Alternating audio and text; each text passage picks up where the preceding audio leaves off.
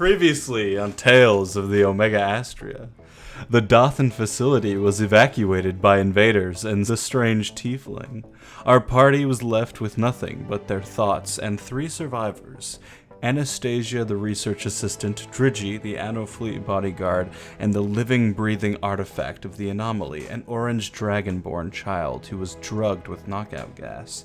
The group decided to take a long rest before heading out into the wastes in search of a way off the planet. During the party slumber, Drigi nabbed the scaly creature and made a run for it. The rest of the adventurers discovered this in the morning, and upon finding out, everyone but Anastasia gathered their things and headed out in search of the traitorous elephant and their missing dragonborn. After a long travel through the dusty wastelands of Zokril Prime, the party found the Loxodon's footprints led to a section of the mountains where small holes and cave entrances were dotted throughout. Then shortly after, a band of gnomes sprung from various craters and accused the party of being allies with a she-devil that killed one of their friends named Trockle. After some conversation and fun with the leader of the gnomes, named Lord Zugnut, the party was welcomed into their cave lair, where they were introduced to a 7-foot Goliath who believed he too was a gnome. Named the Large Gnome, he lives in poop and seemingly does not have a brain. The Gnome King offered to help the party find their missing comrades if they dispatched a witch who invaded the gnome's ancestral home. Now our party is headed into the cave kingdom of gnomish kind in search of a female necromancer and their lost dragonborn child. So, you guys find yourself in a dank-ass cave.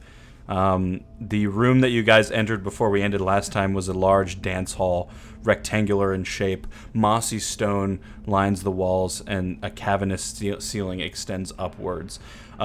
Those of you in the party, which I believe is Kak and Reinhardt, who don't have dark vision, it is incredibly tough to see in here. However, there is dim light provided by 2 singular torches at the entrance by the door, revealing a long 6x6 tiled floor at the back of the room. Each tile dons an image of either a happy gnome or a dim-witted Goliath. At the back of the room, on the stone wall, there are 2 levers. On either side of the room, at the current spot that you guys stand, there are 2 stone doors on the right and left, both closed. What would you like to do? I head for the left door. You head for the left door. All right. What do you do once you get to the left door? It's like this stone piece of like concrete in front of you. Can I do a perception check to see, or maybe an insight check to see how we could open this, or if it even needs to be like unlocked at all? You can do an investigation check, yeah. Investigation roll. 17. 17. You feel around, you don't see a handle anywhere, so you believe that it has something to do with the levers at the far side of the room. Okay. Well, I relay this information to the group. Yeah, between you and the levers is that sort of dance floor with the various faces on the ground. Reinhardt, and I think Erebus also has one of the items. You guys took a long rest, so you actually have currently attuned to the magic items. Yeah, I think Reinhardt has 2 of them, and I have 1 of them. Yes. So, I'll start with Erebus, because you have the more simple of the 3 items. You may add an immovable rod to your inventory. That is the red steel rod. Yes, you can remove the note of the red steel rod and add the immovable rod, which is an actual magic item, which essentially means that when you press the button on the rod, it will stay in place regardless of gravity. Is it like an actual D&D item? Yes, you may add that to your inventory. Reinhardt, hold on, let me scroll through my notes. You may add 2 items to your inventory. The Cape of Caldrith and the Gauntlet of Fire. You should be able to find them if you search for them. You also know what these items do. The Cape is a item that will give a, I believe, +6 bonus to your wisdom. It will allow you to unlock a language that you know. If you look at the item, you can see. And there's another effect if you have the cape on for too long that will happen, but you're not quite sure of that yet. And then the gauntlet is a very special item because each ruby, there's 3 rubies in between the knuckles of the gauntlet. Each ruby indicates 1 charge of the spell Fireball.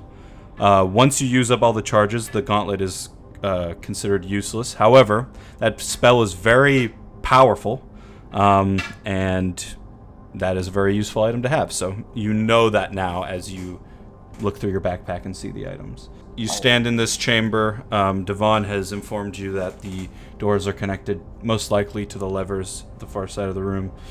And you stand there. The large gnome looks around. He's like, Okay, should I pull the levers? he looks at you for confirmation. There must be some sort of pattern relating to all of these where we might not want to pull them in a certain manner. So there's the 2 levers on the far side of the hallway where one is an orc, one's a gnome, right? One's a Ganassi. No, not Ganassi yet. Fucking. So there is the sort of dance floor pattern on the floor is a 6x6 tile, in which, usually on a dance floor you'd have like one color or the other. Instead, they're all white, but the pattern is repeating of one would be like a dim-witted Goliath and one would be a happy gnome. The levers are just normal levers on the other side of that floor. Let me just check what I can use thieves' tools for. Oh, no, I just read what the other effect is. Yeah. So, do you want to put either of those items on, Reinhardt, or give any of them to the rest of the party? I mean, I'm not really a magic user, so I could give the. Does anyone want the Gauntlet of Fire? I'll take it if no one else wants it. Yeah. So you wanna all right, add it's the mine. Gauntlet of Fire to your inventory, and yeah, you can just slip it onto your arm. And that. Does anyone want to know what the Cape of Caldrith does? Sure. What the other effect is? Just tell me what it does in the first place. I wasn't quite listening. Well, the cape grants the wearer additional wisdom. So, but... And then I assume if you wear it too long, it makes you stupid. No, it turns you into the, what the mature age is on your race. So it just makes you older. Yeah. And if your race is already, if your character's race is already at the mature age, it does nothing to you. Yeah. What's the mature age for a human? So essentially, if you're considered an adult by your race, you would not have an effect. It would not have an effect on you. Well, I would love some increased wisdom if no one else wants it. What's your wisdom? 13 plus 1, but it would boost my perception, which is at plus 5. It might be nice to have. I have a 17 in wisdom right now, so if that gave it a decent bump, then. Do you want me to wait till the next long rest to attune to the Gauntlet of Fire, Dylan? I'll say you can use it. You probably don't. You probably won't use it immediately because a very powerful spell. But yeah, I'll say you can use it. I think that's fair. Right, and I will attune it. So who's taking the cape? You said Devon you wanted it? I'm considered a mature age for a human. 18 is a mature age. Yeah. So I'm 21. Oh. I think I'll if you hold on want to it for now. Yeah, if you want to use it, use it. Wait, but it doesn't work for an adult, right? You'll still get the wisdom bonus if you use it. It just won't affect your age. Yeah, you won't automatically. Yeah, like if you were whatever your race, everything will still do right to that age. If you were a parent and you had a newborn kid and you didn't want to deal with all the kid years, just put the cloak on the kid and go from newborn to 18. Probably. Now that you're an adult, move out. Let me see. Bro, Jacob sounds like he's talking through like just a blanket right now. Like I do have a blanket. Oh, there you go. How do I reset the charge on this? Reset the charge on what? The gauntlet. It should not have any charges on it. I know, but like if I use it, if I take a long rest, do I get it back? Reinhardt would be able to tell you that once you use it, it's done. Like, each use is like a permanent use. Gotcha. You tell that it actually adds wisdom to you. Oh, you have to attune it. I don't know if you did that. So, you're keeping the Oh, cape, okay. Reinhardt? Yeah. Okay. Yeah. You can... Attune. Here we go. Yeah, if you scroll down. Wow. Okay. I now have 20 wisdom. Holy shit. Dude, my Does that animal give you a handling- +5 bonus? Or Yeah, +5 to survival, perception, medicine, insight, and animal handling. Sheesh! Reinhardt, Yes. as you equip this cloak, it's like, not really a cloak, like a red cape on your back. These golden, it kind of matches the uniform you had already, these golden shoulder plates. You realize, as you're thinking about things, you begin to realize that there is no missing memory in your mind. Everything you've ever seen, everything you've ever thought, everything you've ever learned is actively in your brain all at once. Jesus Christ. You Now can't remembers his forget anything. Like literally, you can remember back to like coming out of the womb. That's how far back your memory goes. And there's no like forgetting little details. You remember everything. Not my foreskin. Jesus. My God. All right. So you guys did a little inventory. What would you like to do with your current predicament? Fireball the room. Okay, you fireball the room. Everyone rolled dexterity saves. Everyone's dead. Boom. No, I'm kidding. So on the floor, it's Happy Elf, sad, stupid person, right? Happy elf, stupid Goliath. Yep. Yeah, and it's a goblin, not an elf. My bad. And then we don't know what the levers do. So I would like, with my thieves tool, to go up to the two levers, and like, I guess do perception for a trap. Okay, you want to walk up to the levers?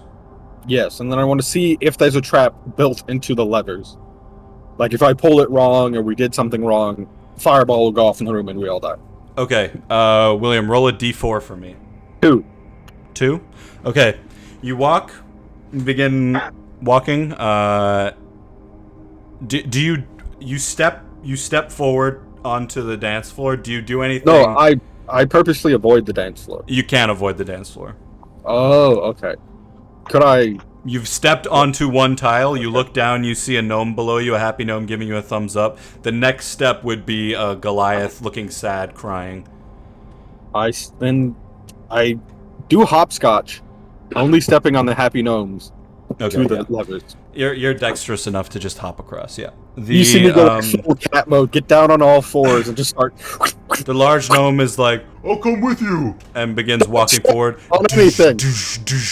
He immediately steps on one.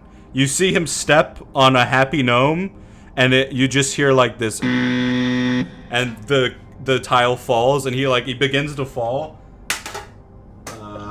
But he grabs on. He grabs onto the edge where the other players are, and he pulls himself up, and then the tile returns. On the Goliath. Smacks his nuts. Goliath. Big gnome, step on the Goliath on the tile, please. Okay. He goes to step. The The tile falls beneath him. He reaches out. Come on. He grabs on, pulls himself back up. I don't think this place likes me very much. I don't get it. I'm a gnome. I don't think it does either. Maybe because you're so big, it doesn't think you're a gnome anymore. I'm not that big. You're literally taller than all of us. He looks around. I'm a simple gnome. Okay, I keep walking to the levers. Yeah, Let sorry, him this live in his- Scorpio. He Let looks. him- let he him- looks sad. Let him live in his poop-filled delusions. He walks back towards the door and just like sits down. Yes, my friend, if say you are a gnome, I'll believe you are a gnome. That's very progressive of you. Nice. All right. Yeah, you walk up to the levers. You want to do the Perception. perception. These new dice are going away. I got a nat 1. Fuck them. You didn't melt them long enough. Yeah, you look at the levers. There's 2 levers. Probably one connects to one door, one connects to the other. You're not quite sure. I turn to look at my friends and I say, whatever happens, happens. And I push both of them in the opposite direction of whatever. Like, are they down? Are they up? Are they in the middle? They're currently up. You could pull one and then run over to the other, but you can't get both. They're far enough away. Realize I thought they were like right next to each other. No, they're like on the other side. I turned to look at the group and I said, perhaps we should each pull on one lever at the exact same time. Does anyone wish to join me across the dance floor by hopscotching across the happy gnomes? The large gnome gets up and he's like, "I will help," and begins walking towards the dance floor. Oh no! You, Reinhardt, my fellow stealthy boy. How about you come over here and do it? And the large gnome can discuss. Here? Oh, it's very dark. Oh. You should have a torch in your inventory, right? Yeah, if you guys got torches, you should use them because you currently cannot see, basically. I have a candle. A torch. I also have a lighter. Yeah, true. You want to light a torch? Sure. All right, you can use up your torch. This actually allows Cock to be able to see as well. Another thing I should say that I don't think we did last time is Erebus, you can set your rations in your inventory to 25 because I believe that's how many you were able to grab before you left, and then at some point you guys can split those up so everyone can. I thought you said it was like 7, but it was 7 days worth, which would be 25 for the group, and then you gave 3. It would have been 28, but you gave 3 to Anastasia. Anastasia. Okay. All right, Reinhardt, you want to try to make your way across the dance floor? Sure. All right. What are you? Where are you stepping? Step on the happy gnome. I'll step on the happy gnomes then. All right. You take one step onto a happy gnome. Everything seems fine. Take another step. You dance your way across, looking all smooth like. And yeah, you are now next to the other lever. Are you guys gonna time this? Yes. Yeah. All right. You ready, Reinhardt? Yeah. 3, 2, 1, lever. We go down on lever. You pull both the levers. Down on the lever? Yeah. Nothing happens. Nothing happens. The room remains silent. The large gnome just starts clapping his hands. Like, Yeah, wait, what was supposed to happen? Both levers are down. yeah, both levers have been pulled. Could someone just go check to see if the doors were open in the first place? You can see the doors. They're not open. But is there like a handle or doorknob on them that we could just turn and open? Or is it sort of like they're shut and there's no way to open them? Devon looked at them and he identified that there wasn't a handle on them. Alright, I then push mine up so they're opposite each other. Okay, and which lever were you at? Just right or left? Left. You were at the left one? Okay. You push yours back up, and the door on the right side opens up, leading down further. There's the party that are still on the other side, not at the dance floor, can look down and see there's some sort of staircase down. Is that the I turn to our large gnome friend. What's his name again? I forget. And I hope I wrote it down. Big boy. You said his name. Poop boy?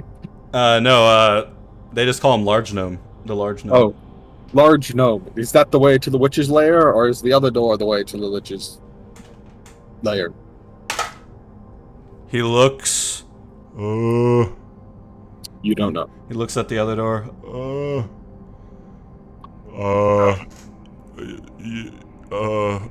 Yes. Alright, I'm convincing to me. I assume you want to insight that. Yes, I will insight that. Oh, man. 11. You're pretty sure he has no fucking idea. Alright, I gesture to Reinhardt that we should salsa our way back across the dance floor. Okay, yep. Do it. You guys do an amazing dance as you like twirl around each other for a moment. It just looks beautiful. Your newfound chemistry. And I gesture to Devon and Cock, and I'm like, All right. So obviously we only can go through one door at a time. Do we wish to go to the right or to the left? I'm a left boy. I think left. Hey, Devon.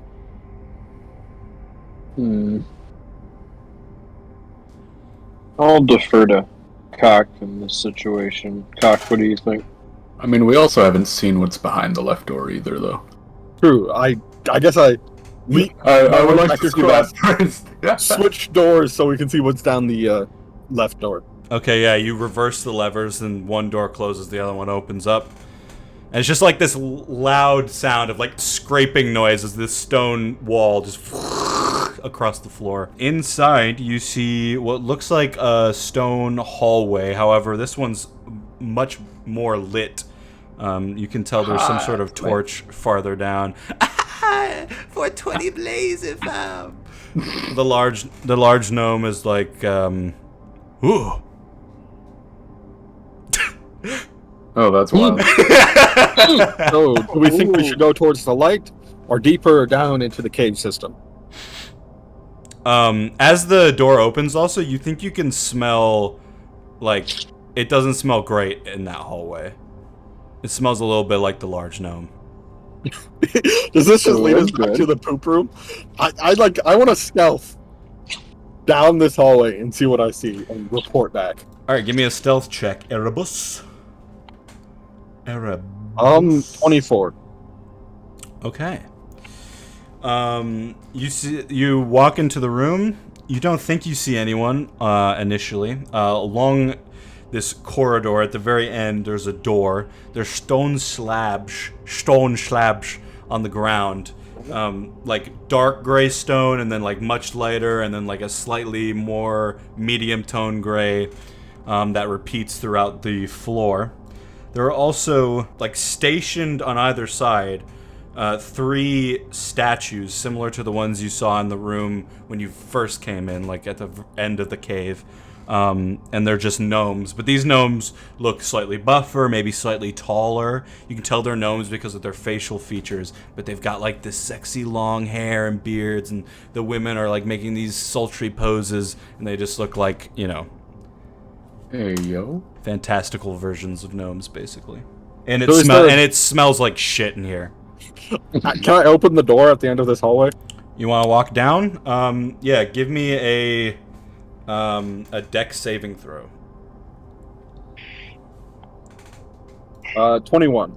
Yeah, you fucking you put your foot down and you like skip across just to be safe, based off of the last room. You get to the end. You want to slowly open the door? Yeah, slowly. If I'm currently under the poop thing, I don't want it to come flooding in and soaked in poop. So yeah, you open the door and you look out, and this area, the area you're looking into, looks like it's more cave area, but you can see like sunlight coming in a bit, and then you look down, you can hear now the sounds of the poop river like flowing through, and there's this large poop waterfall, this black shit from the gnomes. There's thousands of years of gnomes living in these caves. And you think you can see, give me a perception check with advantage as you like look out. You think you hear maybe some noises. 19. Yeah. So you see like 2 snow white colored, maybe puppies or something, but they're quite large, and they're just like circling around each other, and they're laid down, and like slightly like 10 feet away from them on like a different sort of rocky island, you see like a torn apart like dark gray creature, clearly these creatures dinner from last night or something. Yeah, you think you see these white wolves. Dogs basically. Yeah. All right, so I'm going to close the door and walk back to the group to inform them, doing the same hip scotch maneuver I did to get over here, going back. All right, give me another dex save. 9. Actually, you can have advantage. Because... 21. Okay, yeah. You hip scotch across. I like how it's hopscotch, but I said hip scotch, and we're sticking with it. Hip scotch it is. I I have to like beatbox my way across while I'm popping. Yeah, you make it across to the rest of the party. You exit back out, and you're back in the dance hall room. The dance hall room. The right door leads down further into the cave systems. Left door leads to the Poop River, and I believe the wolves that live in the mountains home. I look down the Poop River hallway and I'm like, ooh. The large gnome lifts his hand above his head to like try to high five Cock, but he's so high up that Cock doesn't even notice the hand. So, do we wish to go further into? I doubt the witch that took over the cave is anywhere near the Poop River, because that thing smelled awful. I don't think she's a shit witch, Exactly. so I think we should go downstairs first. I think she's a necromancer, right? And I have enough shit for the time being. Alright. I vote to the right. The large gnome nods and says, My mission is to make Lord Zugna proud, and I will not do that by swimming in shit this evening.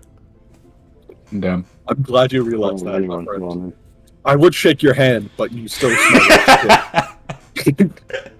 I put my fist out to fist bump large shit man. but you're so small he doesn't see it. Small to him. I think you're the tallest in the group, actually. I just like punch his knee. I mean, He doesn't even notice. I'm a Man. 6'5", so I don't know how tall Cock is compared to that. Oh, yeah, you're quite tall as well. I turn to Reinhardt and Devon. I'm like, to the right. Yes, that seems the best course of action. I go and flip the switch back to the doors. Alright, you guys begin walking down, and these are stone stairs, but the further you go down, probably like 20 steps, you begin to hear the creaking of wood. And then you find yourself at another door. Reinhardt's torch lights the way for those that can't really see, which I think is just Cock. Hey, yo. And yeah, just a wooden door in front of you. Is there like a keyhole I could peek through to see what's on the other side? Yes. You may make a normal perception or investigation. Choosing perception every time. Yeah. 17. All right. So Erebus. One's a +0, one's a +5. I wonder which one I'm. Erebus leans his head down towards the keyhole, looks through, and you see essentially just like a small, probably study. But then on the other side, there's another door. All right. There's no one in there though. You don't see anyone though. I turn to my allies and I, like very quietly, like, right in front of us. It's empty. Let's try to do this stealthily. To be as quiet as possible. And then, like, stealth open the door and move into the room. The large gnome says, Agreed. Agreed. Agreed. and it echoes out into the cave. That's kind of tight. you brought a 7-foot guy whose like main skill is crushing rocks with his bare hands, and you're like, let's be as quiet as possible. I didn't bring him. He decided to come with us. I finally go up to Erebus and then I just say, "How did I forget he was here?" All right, you open the door. It is not locked. With all 4 of you guys inside, the large gnome just won't fit, so he's gonna wait outside slightly till you guys are done in the room. So yeah, it's just a sort of a wooden, almost cabin-like study with a lantern light. There's 2 desks on either side that have plenty of papers and books, and there's like a small chair in the middle. I'd like to look through the papers and books for any information on what happened here from the witches and female goblins' perspectives, just in case the male goblins are not telling the full story truthfully. Okay, you can any of you can make investigation checks if you want to search the study room. Nat 20. Nat 20. Oh yeah. You see everything. I am very good on these type of missions at picking out things, looking like, oh, that paper looks in.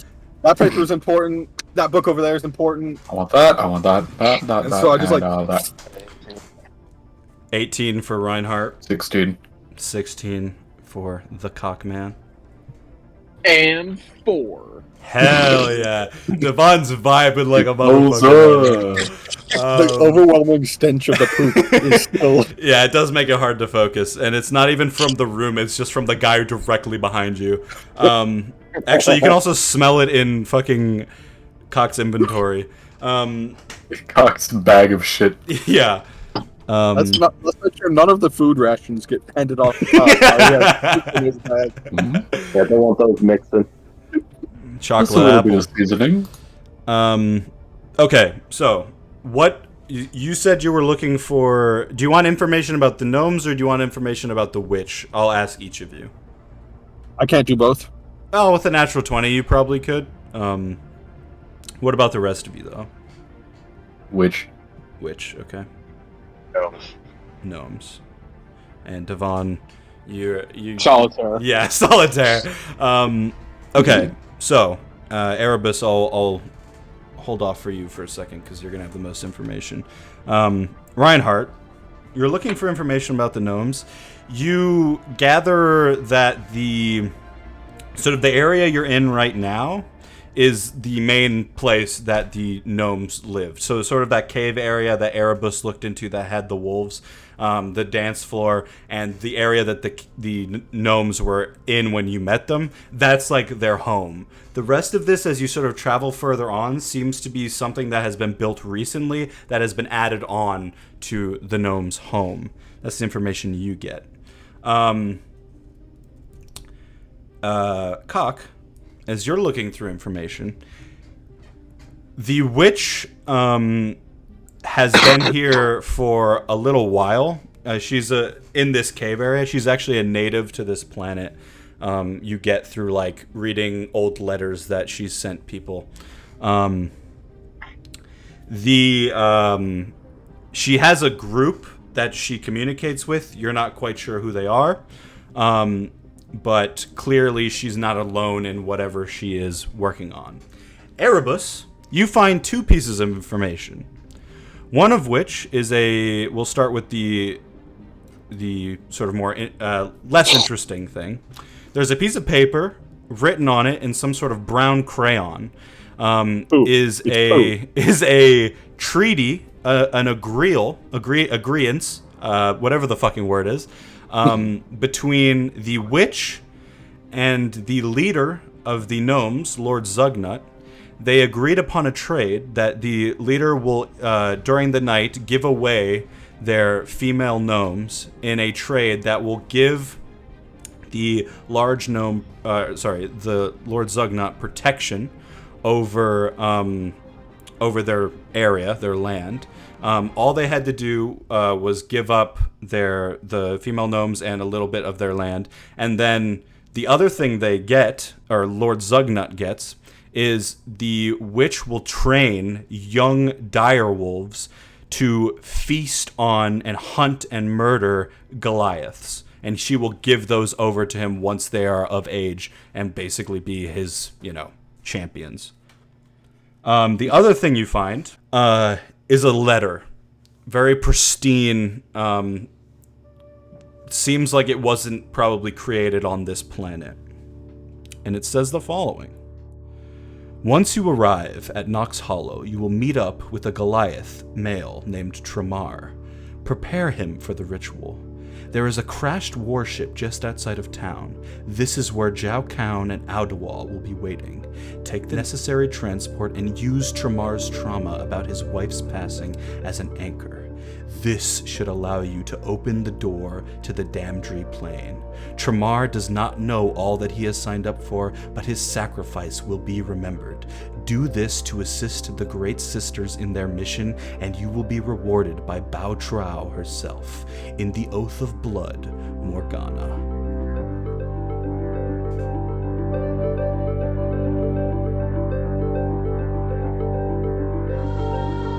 Open the plane of what? Damdri. And it's signed Morgana, ominous. or is it to Morgana? Yes, it's signed Morgana. The large gnome whispers into the room. What did you find? The research facility was Nox Hollow, right? No. No. That's this. But is the craft spaceship the one at the science facility? that me and Reinhardt saw? That's a good question. Yeah. At this point, you know that Knox Hollow is the city that. Yeah. Yeah. And the facility was called the Dothan facility. So yeah, that's what you guys all find. Devon, you find the solitaire game to be quite, honestly, liberating. Not having to focus on these, these menial tasks. You found yourself in a situation that's quite harrowing the past couple days, and just having a few moments to yourself, especially with the dreams that you've had recently and sort of your mind playing tricks on you, you feel quite at peace at the current moment. Oh, Those another. moments are always good. Yes. While we're in the cave, we still need our oxygen, right? Yes. This current area, you still need oxygen in. So you've been traveling for about 6 hours.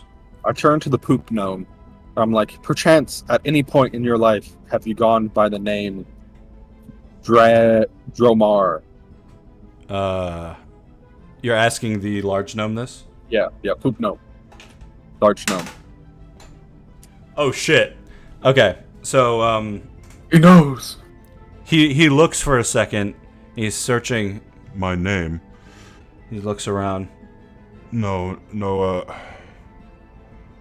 When I was young, wherever I was before, they called me Alphen. And he just looks sad for a moment. Sorry to bring that up, my friend. He rolled a natural 20 on history, so I was like, yeah, we'll drop a little nugget. Athran? Shit on the floor? Did you say Athran? Alphen. Oh. Right. I relay the information about the witch and the treaty to the people in the room. The large gnome once again says, No, this cannot be. This makes no sense. Why would Lord Zugnut give away our people for these creatures? Why would he do this? I don't believe it. This must be one of the witch's lies, one of her traps. This I pull out the treaty. I'm like, isn't this signed in the traditional gnomish writing utensil of poop? he grabs a piece of paper, he licks a little bit on the signature. This is the ink that we use, but I take the letter back. he is a good man. I cannot. I will not until I hear it from his mouth. I will not believe this. We must stop the witch and her lies. If that is what you wish to believe, I will not stop you from believing it. Because I don't think I physically could. You can see that he's got a little bit more poop on his fingers. He's licking it off now. I fold up the letter and I don't want to carry it because it's signed in poo, but I also want to keep it safe. So You could leave it here and then grab it when you come back. The issue is I have all our food rations on me, and I don't want them anywhere near each other because that's how you get dysentery. Cock might be able to keep the poop letter safe. Hey, yo. I turn to Cock. I'm like, would you like to keep this treaty written between the gnomes and the witch that is written in poop safe for us? You had me at poop. That was literally one of the last things I said. Well, good thing you said it then. Oh, yeah. Hand them the poop treaty. I do pocket the letter that she got, though, from Morgana.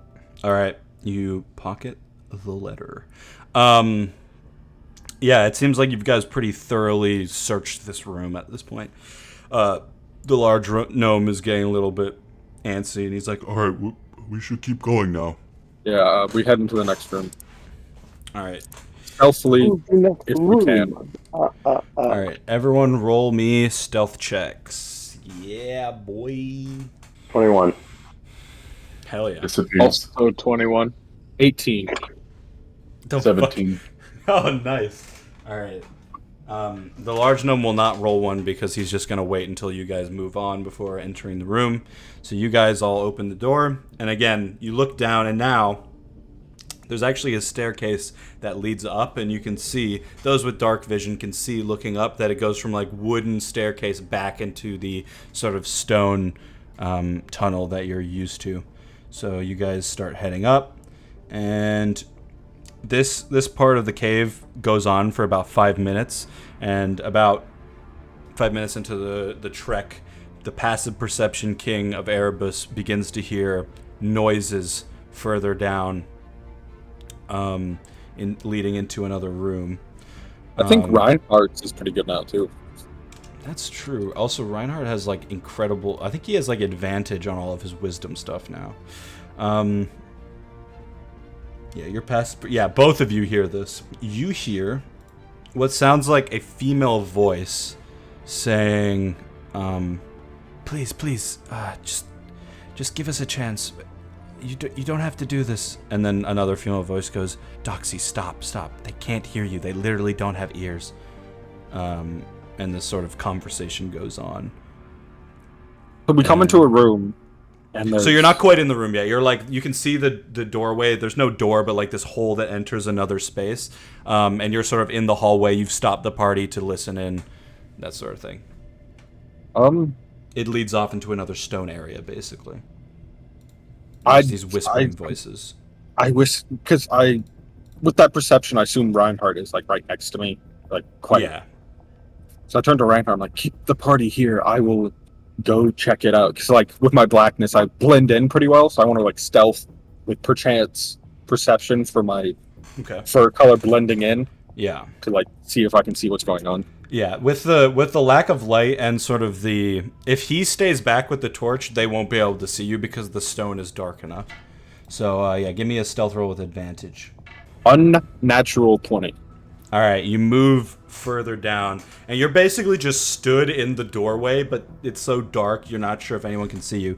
So you see a room, sort of a circular stone room, in the sort of what would be corners. I don't really know how to describe that in a circular room.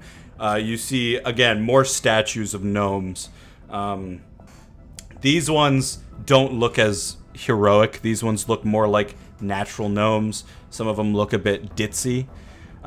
You also see two large cages, sort of prison cells, one of which you can't quite see at the far end of the room. You can't tell if there's people in it or not. The one closest to you, you see two female gnomes. They are at the very edge of the cage, sort of looking out of their bars. And then you see on the left-hand side of the room, further in, there's these boxes and barrels that standing in front of are two skeletons. And then all the way down to the end of the room where the door is exiting out, you see another skeleton. So there's two cages with people in them, I assume. Gnomes in them. Yeah. And three skeletons. So I retreat back to the party. I relay that information. And I'm like, we know the skeletons are working for the witch. Do we wish to silence them quickly so we can see about rescuing the females? Or do we wish to just barge in and start an all-out brawl that might draw the attention of those further ahead of us? You said there were two of them, correct? Three skeletons. Three. Sorry. Three. Okay. I mean, we still outnumber them, so the loud and proud approach is giving us an advantage in numbers at least. So I'd lean more in that direction, but I if say what we want to do. stealth it, that's fine. At least I most likely would be able to get into a position where I could get one unnoticed attack off on them, and then once I get that off, the rest of you could pour in, so I could do a stealth, possibly remove one of them, and then the rest of you could barge in. The large gnome pokes his head through the group and says, If you'd like, I could just walk up, and since I'm a gnome, they might not question me. Let's call that Hello. Plan Z. Okay? Plan Z. Okay. he nods and pulls his head back. Whoever's at the back, probably Cock and Devon, you just got like crushed for 2 seconds, and then Alright. he just does not fit in these tunnels. If everyone's down for that, I will.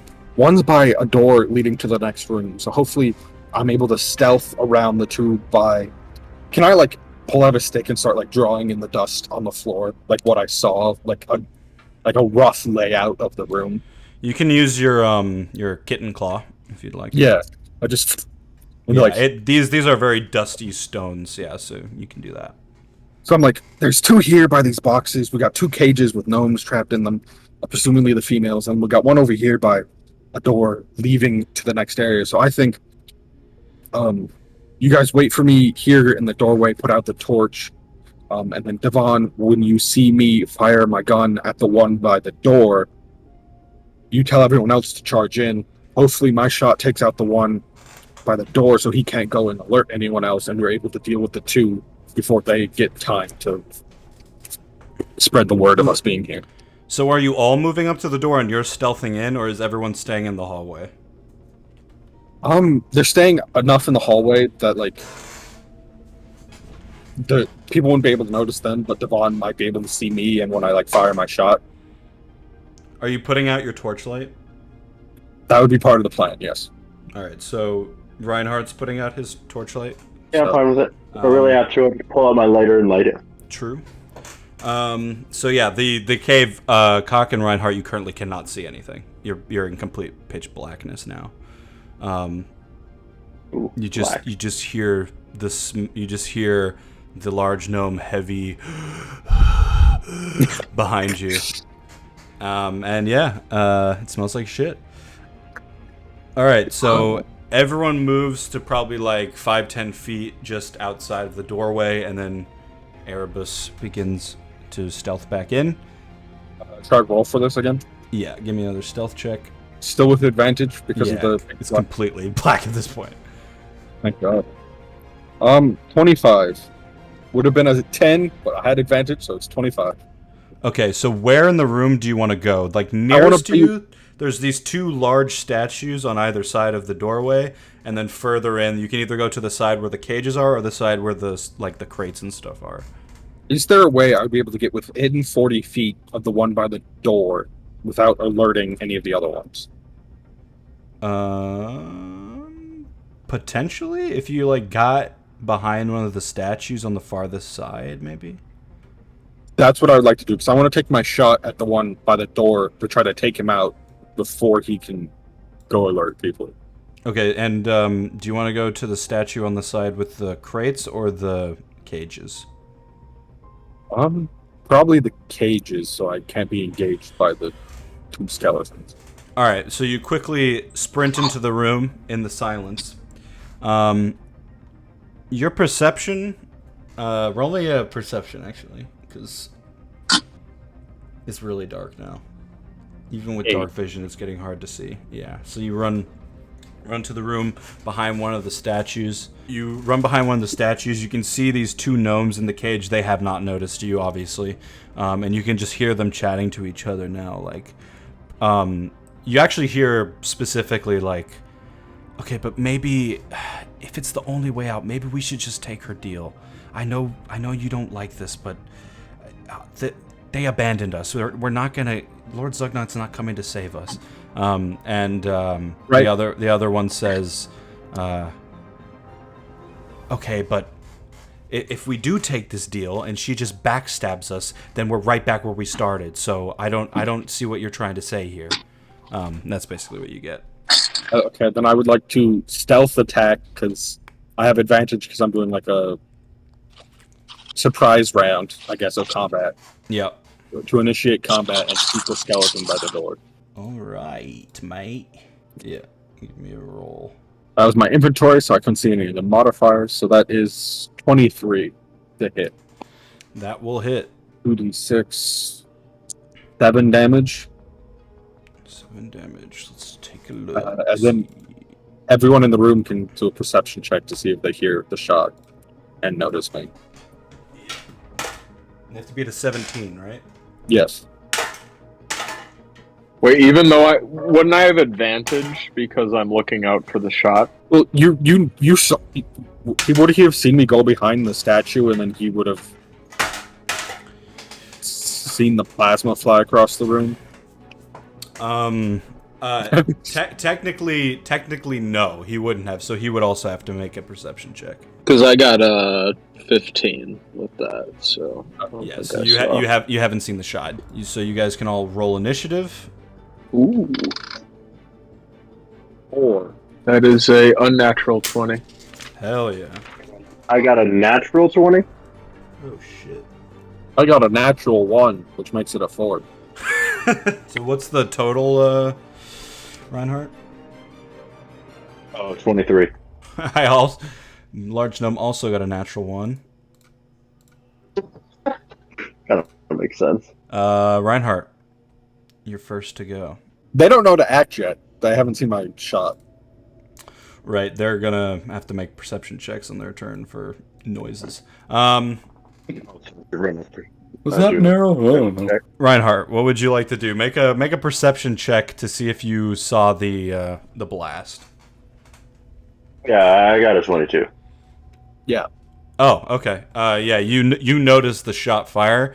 Devon doesn't do anything, obviously, because he didn't see it, so you're sitting there looking at him like, do we go? What do you want to do? You've seen the shot fire, at least. All right, I tell them that there was a shot, and I run in. All right, you just run into the room? Yeah. Can't he not see any of this? Yeah, it's completely dark. So you just run blindly into the room. What would you... You see nothing, basically. It's still so dark in there? There's no light source. There's no light in here. Yeah, you're underground. Oh and my god. it's a cave. And you're human. We're not designed for that. What do you mean? And you put your torch out and you don't have any more. But you have your lighter if you want to use that. I light my Can't you- lighter. Alright, you can Can see you- about 10 feet in front of you. Could he relight the torch, or have you decided he's like just burnt out completely? I mean, he maybe could. I don't know what he did with it when he turned it off, but he turned it off. Little light switch on the torch. I just like this small light in the room. It just everyone in there sees it. Yeah, you run out, you put the light on. What do you do? Well, can I see any enemies in front of me? No. You can see maybe a gnome or two in the cage, but other than that, as you run in and turn the light on, you can see both of them look at you like, "What the fuck?" Hello? It's like, Do you say anything to the gnomes? I just say, I'm here to rescue you. You say that out loud. They're like, "What? Who the hell are you?" And yeah, is that your full turn? Yeah, basically, it's like, You can prepare an attack. action. You can prepare an action, so if someone comes near you, you attack them. That's an enemy. Okay, can You I wanna do that? Yeah, I'll do that. All right, you prepare your action. If someone attacks you, you'll attack them, basically. Okay. All right, Devon, it is your go. You've watched Reinhardt run in and say, "I'm here to rescue you," out loud. Well, as I've gotten the good word, I shall venture into the room, even if I don't really know what to expect. All right, you run inside the room. I believe you have. Do you have dark vision? Orcs have dark vision. Yeah, I do. Okay, so you can kind of see. It's like gray. It's like night vision for you, basically. Like grayscale night vision. You can see these two skeletons next to some barrels. You see a skeleton across the room next to a door, and you can see the gnomes chilling in a cage. You can also notice from your angle that the gnomes in the other cage are not living. Poor gnomes. Yeah. The closest skeleton to me is about to catch a return Hell yeah! Let's fucking go. The return of the returnerang. Been waiting for this moment. Oh, the return-a-copter. Here we go. Ooh, that's a 24. Shee! That'll hit. It returns so hard it flies into the hallway.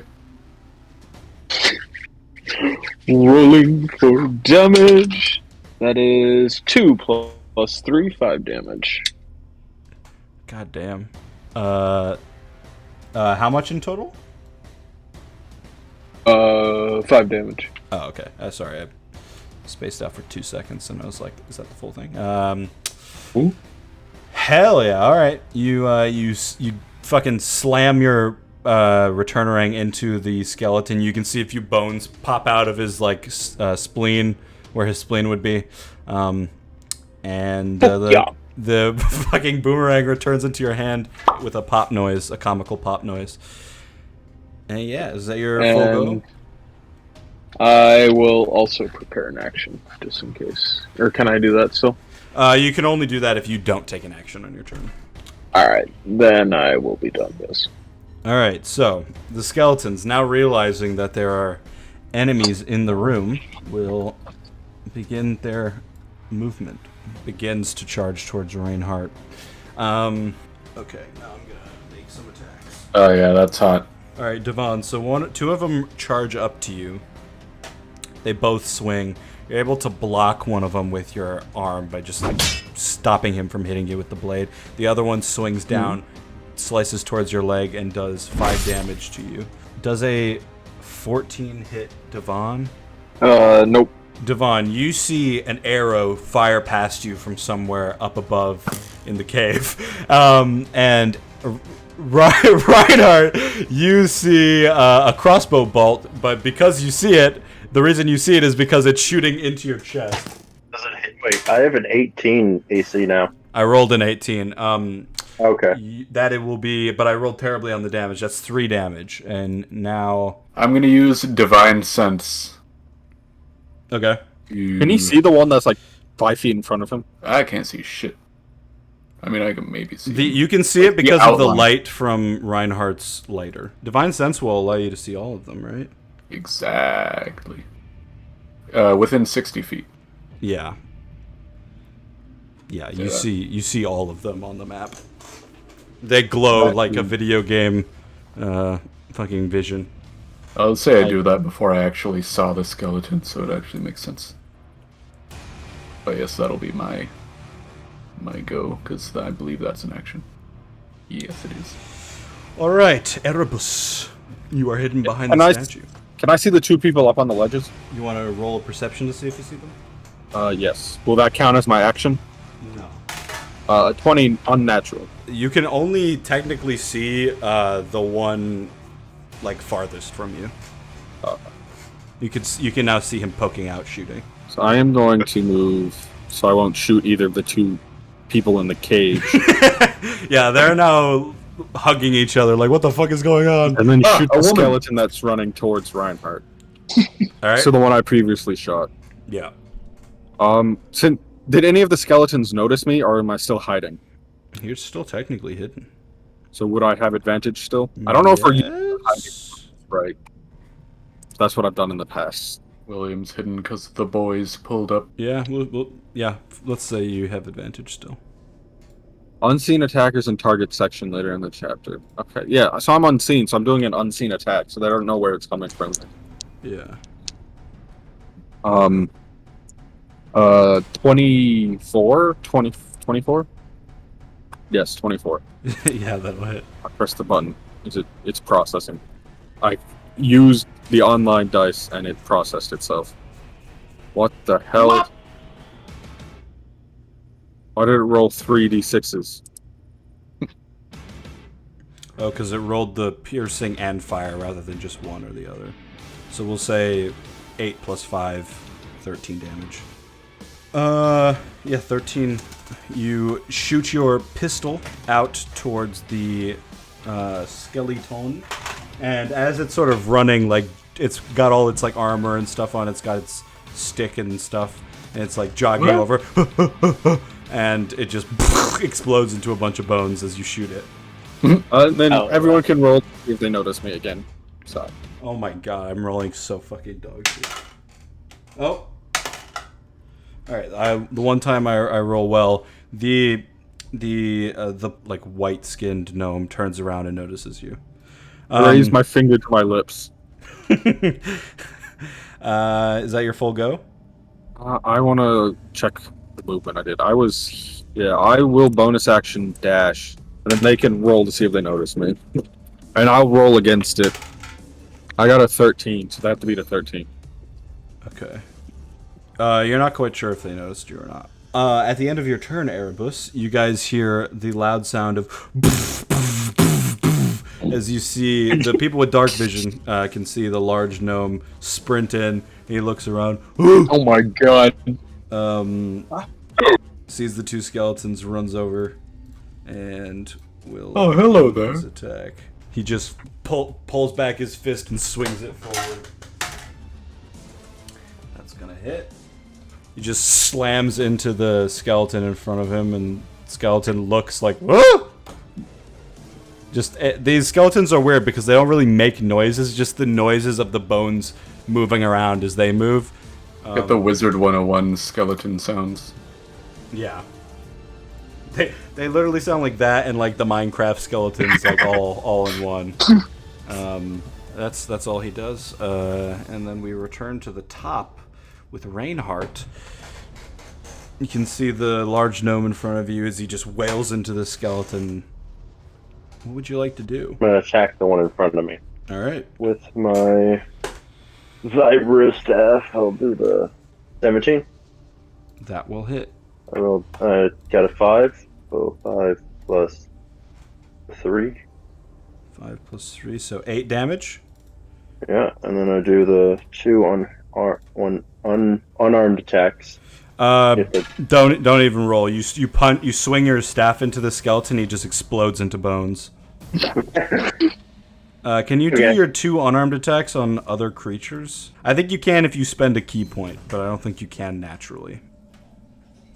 Damn it, Poppy. I guess I'll spend a key point.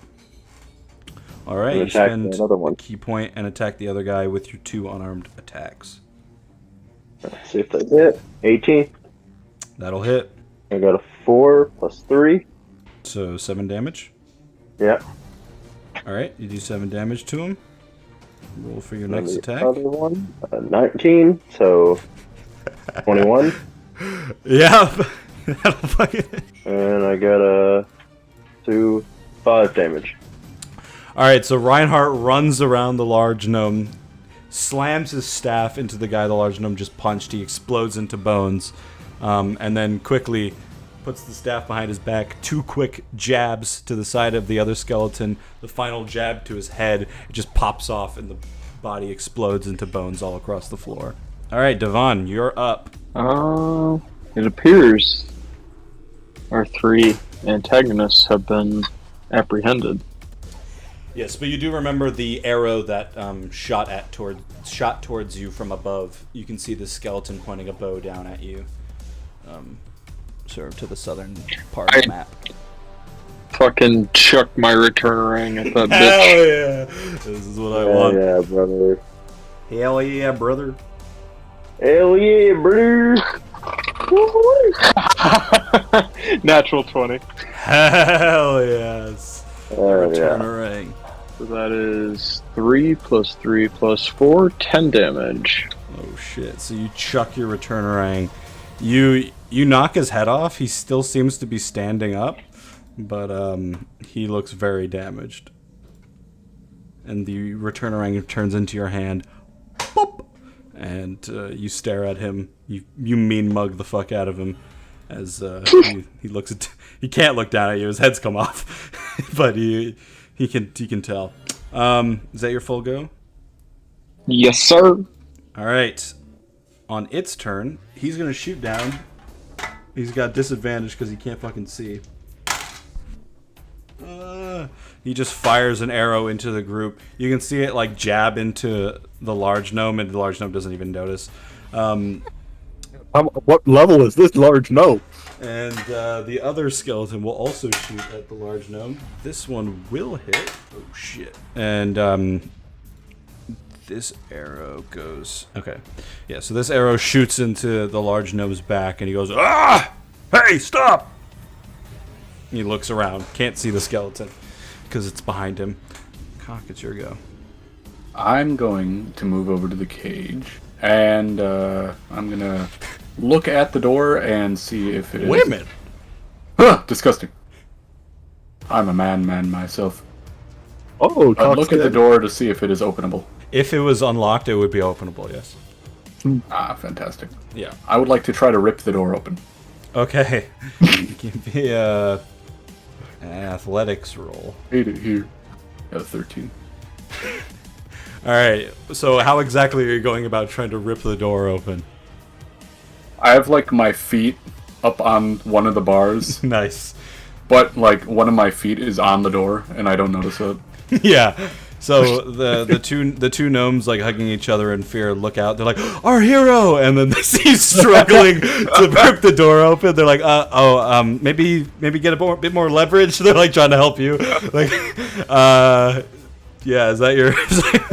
That's like an action to try to rip the door open. That's my. All right, Erebus, it's your go. Can I see both of the two skeletons now on the upper level? Yeah, you can see them sort of making their way across this upper area, this upper level. I'm going to shoot the one that got return around. All right. Let me out those women. Am I still hidden from him? Yes. I'm gonna say roll it normal, just because there's a statue in the way, but I still think you can make this shot just a little bit more difficult. You're a skilled marksman at this point.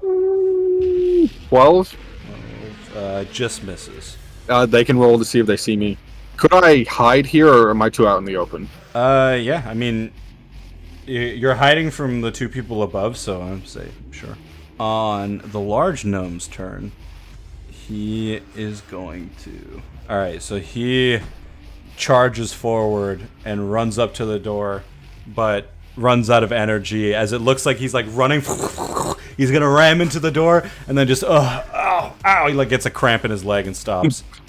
Damn. Reinhardt and Reinhardt. Ooh.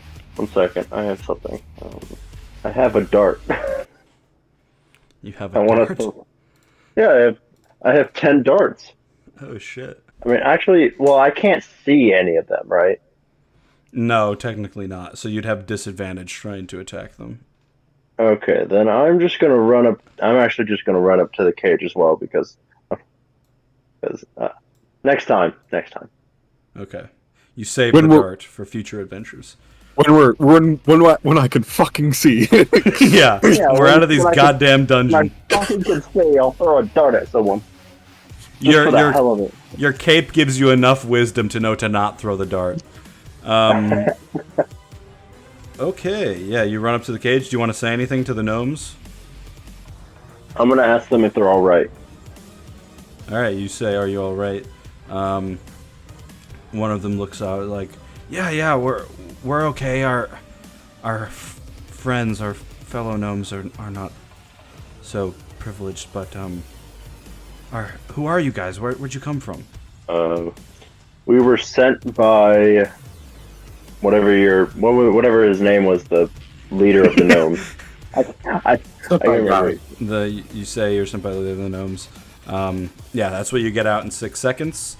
Devon, it is your go. The large gnome is wearing a top hat and a mustache. Oh shit! What swaggy, dripped out man. He's going all fancy on us. Holy shit! Is that skeleton that was hanging from the ceiling still up there? Yeah. Okay. They catching similar Return problems. What's the return of orang? Woo! That is a 16. That'll hit. And damage. That is a 3 plus 3, 6 damage. Shit. All right, you throw your return orang. Where are you aiming for on the skeleton? Just straight into the rib cage. Yeah, you just it goes into the rib cage. It spins around, just knocking out all of the ribs. Very comically, it's just like stood there like half and half, and then just falls to the ground as you kill it.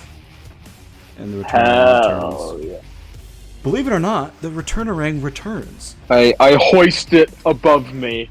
In victory. Scream that out. It echoes throughout the cavern. Alright, and then it is Cock's turn. Cock is going to continue to attempt to rip the door open. Alright, give me another athletics. One of the gnomes is like pointing at your foot, like, just move it slightly to the side. He goes down to an 11. The monkey's still trying to break the door. I moved the wrong leg onto the door. Yeah, you move the wrong leg. You also have this moment where, like, you make the mistake of thinking about your shell and you realize how heavy it is and you just fall, slip to the ground. And they're like, maybe someone else should do this. And they're still trapped inside the cage. I'm, like, on the ground still trying to pull the door Yeah, you're making a lot of weird noises as you do that. Erebus, it's your go. Can I see this skeleton? No, not anymore. Use my 20 climbing movement to go here. You can climb up, but you can't get to the other side. It goes all the way up and attaches to the ceiling. That is 20 movement, and then I'll use feline agility to double my movement without having to use an action. Well, we'll say that you can get up to the top, but that's about as much as you can do. All right, then I will bonus action dash here. Okay. Pull out my rapier and stab him. 22. Yeah. 7 damage, because I can't do the sneak attack, because there's nothing around him. 7 damage. Alright, you stab into him with your rapier as he's running. Is that your full go? I use my bonus action, my special movement, and my full movement, and my action. So yes. Alright. On the large gnome's go, he looks a little tired, and then he just pulls both of his fists back and fists through the door. Oh my god! I forgot to tell him not to break the door down. Yeah, he just puts both of his fists through the door. The door doesn't open, but there's now 2 large arm holes, and he's like, Oh, wait, hold on. It's like handcuffs now. he's like trying to pull him back. And that's his go. Reinhardt, it is your turn once again, as you are watching the turtle not open the door. Can I help him try to open the door? Sure. Do you want to help him so that he has advantage, or would you like to have advantage on your go? I'll help him first, Okay. just so he can maybe move his feet so he actually The pity help. open it. Yeah. You help him stand up. So on Cock's turn, he will have advantage on that. Devon, is your go. Oh no, never mind. Sorry, you're muted. Yeah, I was just taking notes. Sorry. Return or egg the cage, Nick. No. Fuck it. Yeah. You throw. Hell yeah. All right. Give me Standing right in front of the door. give me an attack roll. Well, it's a boomerang. It can boom around. I don't know. I'm just doing a bit of booming, you know. You know how it 6 is. damage. It's booming, bro. 6 damage. You chuck the boomerang. Bring it. Fucking, I guess, brings up against the cage. And there's definitely a dent in one of the bars as he does this, giving you guys a bit more leverage for your pulling. And Devon, he doesn't have sunglasses on, but he has the presence as if he had sunglasses on after that move. Return of the Ring. Alright. Next up is the skeleton. It is going to... It's going to try to shoot at Erebus. Yes, disadvantage. Disadvantage. Will a 13 hit you? No, my AC is 14. Hell yeah! All right. So he turns around. You hear the bones clank. You just sort of step to the side, and the crossbow bolt slams into the rocks behind you. And the skeleton, there's no expression on its face. It just looks skeleton-y. All right, Cock, it's your go. Advantage on athletics to try to get this goddamn door open. Fail.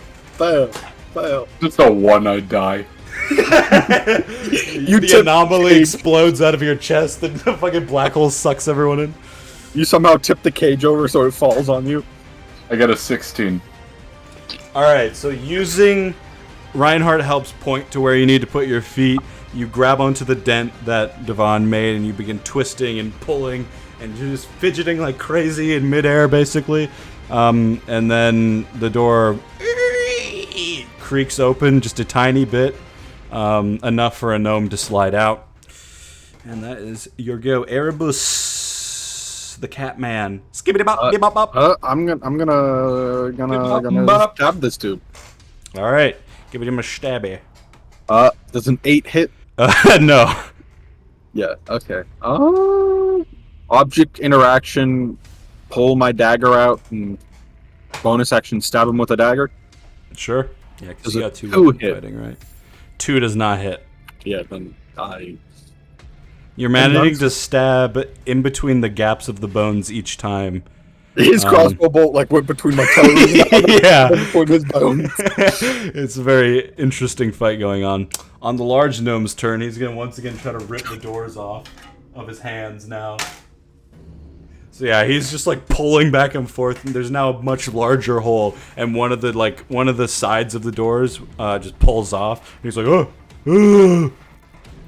So now one half of the door is open. Reinhardt, is your go. He cocked and opened the door. It is open. It's open enough for a gnome to come out. Yeah. Okay, I'm gonna move to the side and, well, actually, we probably shouldn't have them come out until all the enemies are dead, because they tried to attack them instead. Okay. I guess Nick would be the only one who noticed the skeleton go behind the wall. Then they're like climb after it. Yeah. So what do you want to do, Reinhardt? Just stay there and protect, basically. Yeah. All right. You stay there and protect, Devon. I guess, is it possible for me to hit the last skeleton with the return ring at the area I'm at currently? You can't currently see it because it's behind a wall, so I'm going to say no. Okay. You could maybe disadvantage try to attack it by spinning the boomerang, but if you do that, I'll have a chance that it hits Erebus. Okay, I'm not going to take that risk. Yeah, because they're both behind the wall around the corner. What if he threw it in the other direction? It'd have a long way to go. It's Has anyone taken any damage? No, I don't think so. I have. Oh. Yeah, Reinhardt took a bit. Both of you and Reinhardt took a bit, basically. That's it. Alright, then I'll just have my one action be Channel Divinity Preserve Life, and I'll give myself 5 HP, and I'll give Reinhardt 5 HP. Nice. Thanks, bro. Hell yeah, brother. On the skeleton's turn, he's like, there's no way he dodges again. He's gonna shoot a natural one. The bolt shoots up into the sky, bounces off, and comes back down on him. I just catch it with my fingers and throw it back. Back. Yeah, you catch the bolt with your fingers, throw it back at him, and he just falls apart into pieces. Woo! Then I will And we are out of initiative. get back down here. You guys, Devon, and I guess the big gnome sees me sort of like head first spider crawl down the wall. Yeah. Ooh, The big gnome, one of his arms still stuck in the other door, is going to attempt to free himself once again. Yeah, he just rips the other door out. He's now, both doors are off of its hinges, but now they're both on his arms, like swimming floaties. He's got portable shields that will make him forever trapped in this room. And yeah, you all return. The gnomes sneak out of the cage and look at you and say, "Thank you for freeing us, but why? Who are you people?" We are members of those who are held up in the research facility down in the valley. They both just look at each other like, "What?" We're off-worlders Well, clearly. that came here in search of a missing child that was kidnapped and brought into these caves. Looks like a walking lizard. Have you perchance seen that child? Being chased by an elephant woman. We've seen her. Yes, she was quite loud. She was held up with us actually in the cell, and she kept complaining about, "No, it's a misunderstanding. You don't get it." She seemed really angry about something, and then eventually, the witch came by and took her. They've been trying to convince us to join their cult or something, and those that said no sadly did not survive. We were thinking about maybe fooling her into joining up and then trying to escape, but they haven't come back for us in a while. Perhaps they succeeded in opening a doorway to the Dandry plane of our existence. Sorry, friend. You're saying a lot of stuff I don't get. But we are very thankful that you guys freed us. I don't know what we should do. I don't think we can go back home. I would advise against it. Your chieftain literally sold you guys to the witch for protection and giant wolves. So yeah, she says, my name's Medusa, this is Doxy. Doxy actually speaks up now and goes, you know what we're gonna fucking do? We're gonna go back to that dumbass Lord Zugnut, and we're gonna punch him in his Zugnut, and then we're gonna run that place like a fucking democracy. And Medusa's like, no, we can't just go around punching everyone we don't like, Doxy. Stop it. You hear from the background the large gnome go, Works for me. Yes, and your hands are now stuck indoors. I'm actively trying to destroy the cage during this entire conversation. So you're just punching away at the fucking bars. Large gnome actually walks up to the rest of the party and goes, Doxy, Medusa, I'm very glad to see you guys are all right. and he looks towards the other cage. He's just like, I'm saddened by our comrades following. and Doxy actually walks up, pats him on the knee, and goes, "It's all right, big guy.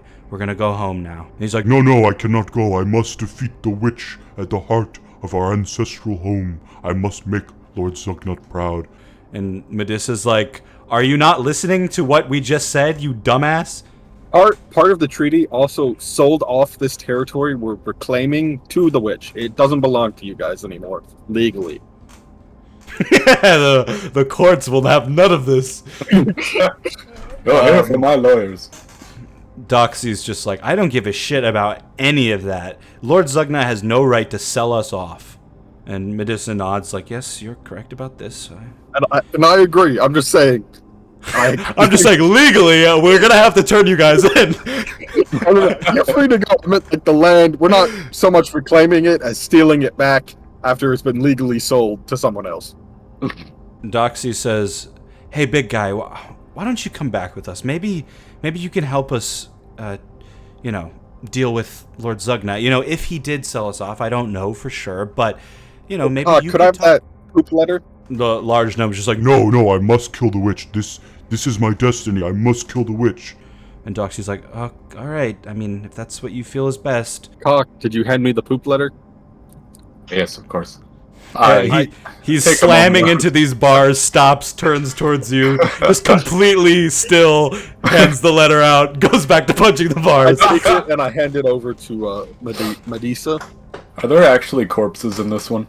Yes. Ah, yes. Well, I moved over to that cage as well, and now Alright. I'll open this door. So give me athletics. Medusa takes the note, starts reading it over. She licks a bit of the poop off and tastes it. Yes, this is our ink. Some good shit. And she hands it out to Doxy to read now. I got a 20. Yeah, you ripped the fucking door off. Now that he understood how to do it for one cage, he learned Yeah, how he to do figured it. it out. I understand now. He learned the straps. I was on the wall. I needed to be on the door. And You tried they, to push it in when it was a pull door. Yeah. Why isn't it working? they just solemnly bow their heads as they read this note together, and realization comes over their faces. Like, Oh. he really did do it. What are these dire wolves that they're talking about? Oh, they're white wolves that then grow very large. He Yes, wanted very them large. to kill, and they get quiet as they look over towards the large gnome. They want him to kill Goliaths. I wonder why. And they just sadly look Racism? at each other. Yeah, they nod. Yep. Speaking of racism, they look over towards Devon. Just be careful around here, friend. People in the cities don't usually like your kind. He's too busy with solitaire. Yeah. Have you heard of this new game? They're like, well, if you guys don't need anything more from us, thank you for freeing us. I think we're gonna head back. Well, I just wanted to. I don't know. I can't speak for my companions, but if you go and confront and it doesn't turn out how you want, feel free to wait for us to come back, and we will probably have room to take you off this rock in space if you wish to join us for a better life. They look at each other like, I think we need to find a new cave. And they just nod, and they begin walking back. Did they keep the letter? Unless you ask for it back, yeah. No, because I'm like, you probably could use that letter as evidence against Lord Zugnut, if you wish to. Yeah, the lighter skinned one, Doxy, just looks back like, yep, we're gonna fuck him up. Also, if he has any information about the child we're looking for, please get that out of him before you do whatever you are going to do to him. Give me the child. Alright, they would appreciate it. They leave. The large gnome has now successfully removed one of the doors from his arms. I go and help him get the other one off. Yeah, he's like trying to chew them off, and you just come over and just pull it from the other end, and he's like, oh, and pulls his arm out really easily. Now.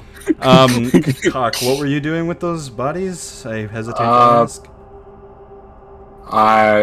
Well, first of all, I look and see if they have anything of use on them. Okay, you search them. Investigation. I got a 3.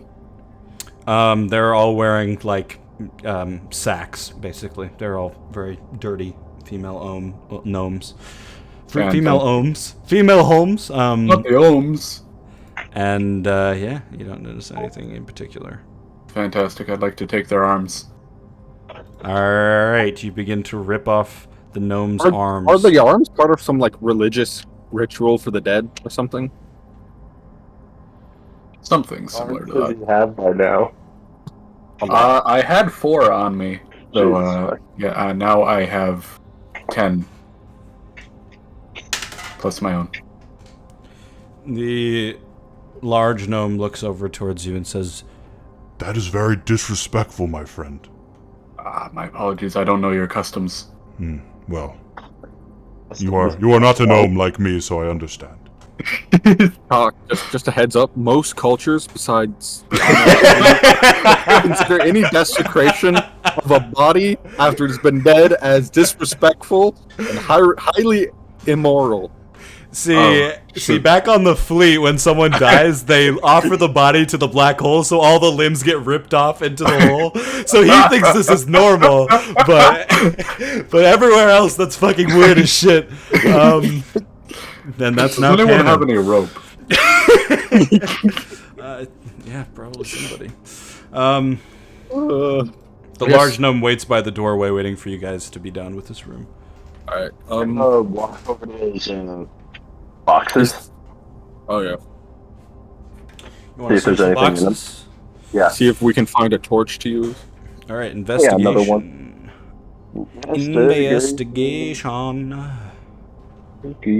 20. Wait. All right, so 20. the barrels are filled with different kind of rocks that you course. would find down here.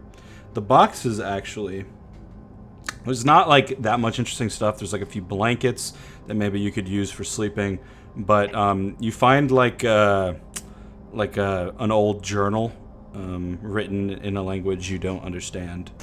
And I do a history check on that language. You absolutely can, my friend. Awesome. 23. This is written in Gnomish. Gnomish. Ooh.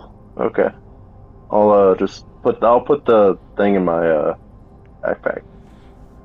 All right, you put that thing in your backpack. You just put Gnomish journal. Gnomish journal. Suppose we should keep heading deeper into the caves. All right, you guys want to keep heading further into the caves? Everyone in agreement? I will also have my eyes out for any rope that I can find along the way. So I did not you shit in here. Yes, you I actually have- wanted Doc rope. actually wants rope. Okay. Don't you have rope in your inventory? Not that I saw, unless I'm blind. I know somebody does, but I can't remember who. I have 50 feet of it. Ooh.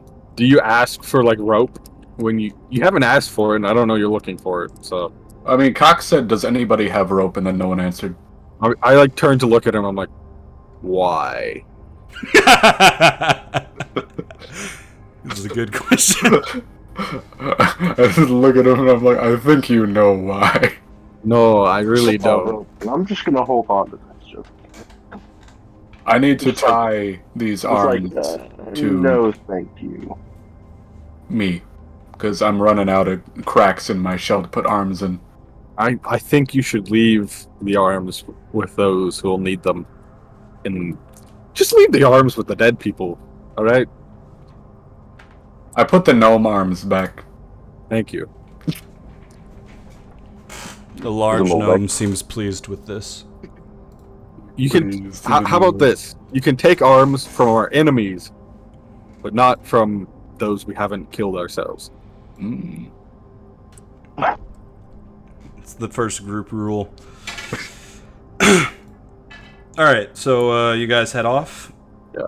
Further down the hallway. Once again turns into sort of a gnome-sized cave that the large gnome has to crawl through, and the rest of you are sort of leaned over, necks in pain. It swirls around, so it goes like up and down, and then it comes back around. You sort of like feel yourself going in a circle for a second, and then straight through. Probably 10 minutes of traveling through these tunnels as you guys like maybe get lost for a second, and then you keep going further down. As you guys exit out into a larger room, you see like furniture all over the place. Like in a corner, there's a bunch of furniture stacked up near the door. There's like paintings on the wall. A painting of like a man, and he's got like this weird like goopy creature next to him, and he's like smiling with his like pet. All of you give me dex saving throws as you enter the room. Nat 20. Natural 20! 5 or 25, but nat 20. A boy got a 4. Ooh. I'm gonna get gooped good. on.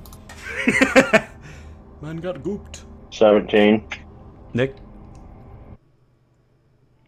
I'll I need you to return orang to the game. Oh, fuck. God damn it. I forgot I He's in there like, 10! 10! Hello? All right. So, as you guys Damn it. enter into this new room, much better furnished than the rest of the cave has been, you hear the ceiling above you begin to shake, and pebbles start falling down. So you start sprinting into the room. However, counting the arms that he still has on him, Cock gets gets distracted for a second and then begins to run. And as that happens, a piece of like a wooden beam falls down. The rest of you run inside, and it just like lands on top of Cock. Damn. That is 14 points of damage as this thing lands on top of you, crushing you beneath it, and you're currently prone underneath the wooden beam. The large gnome looks and immediately goes, I got you, friend.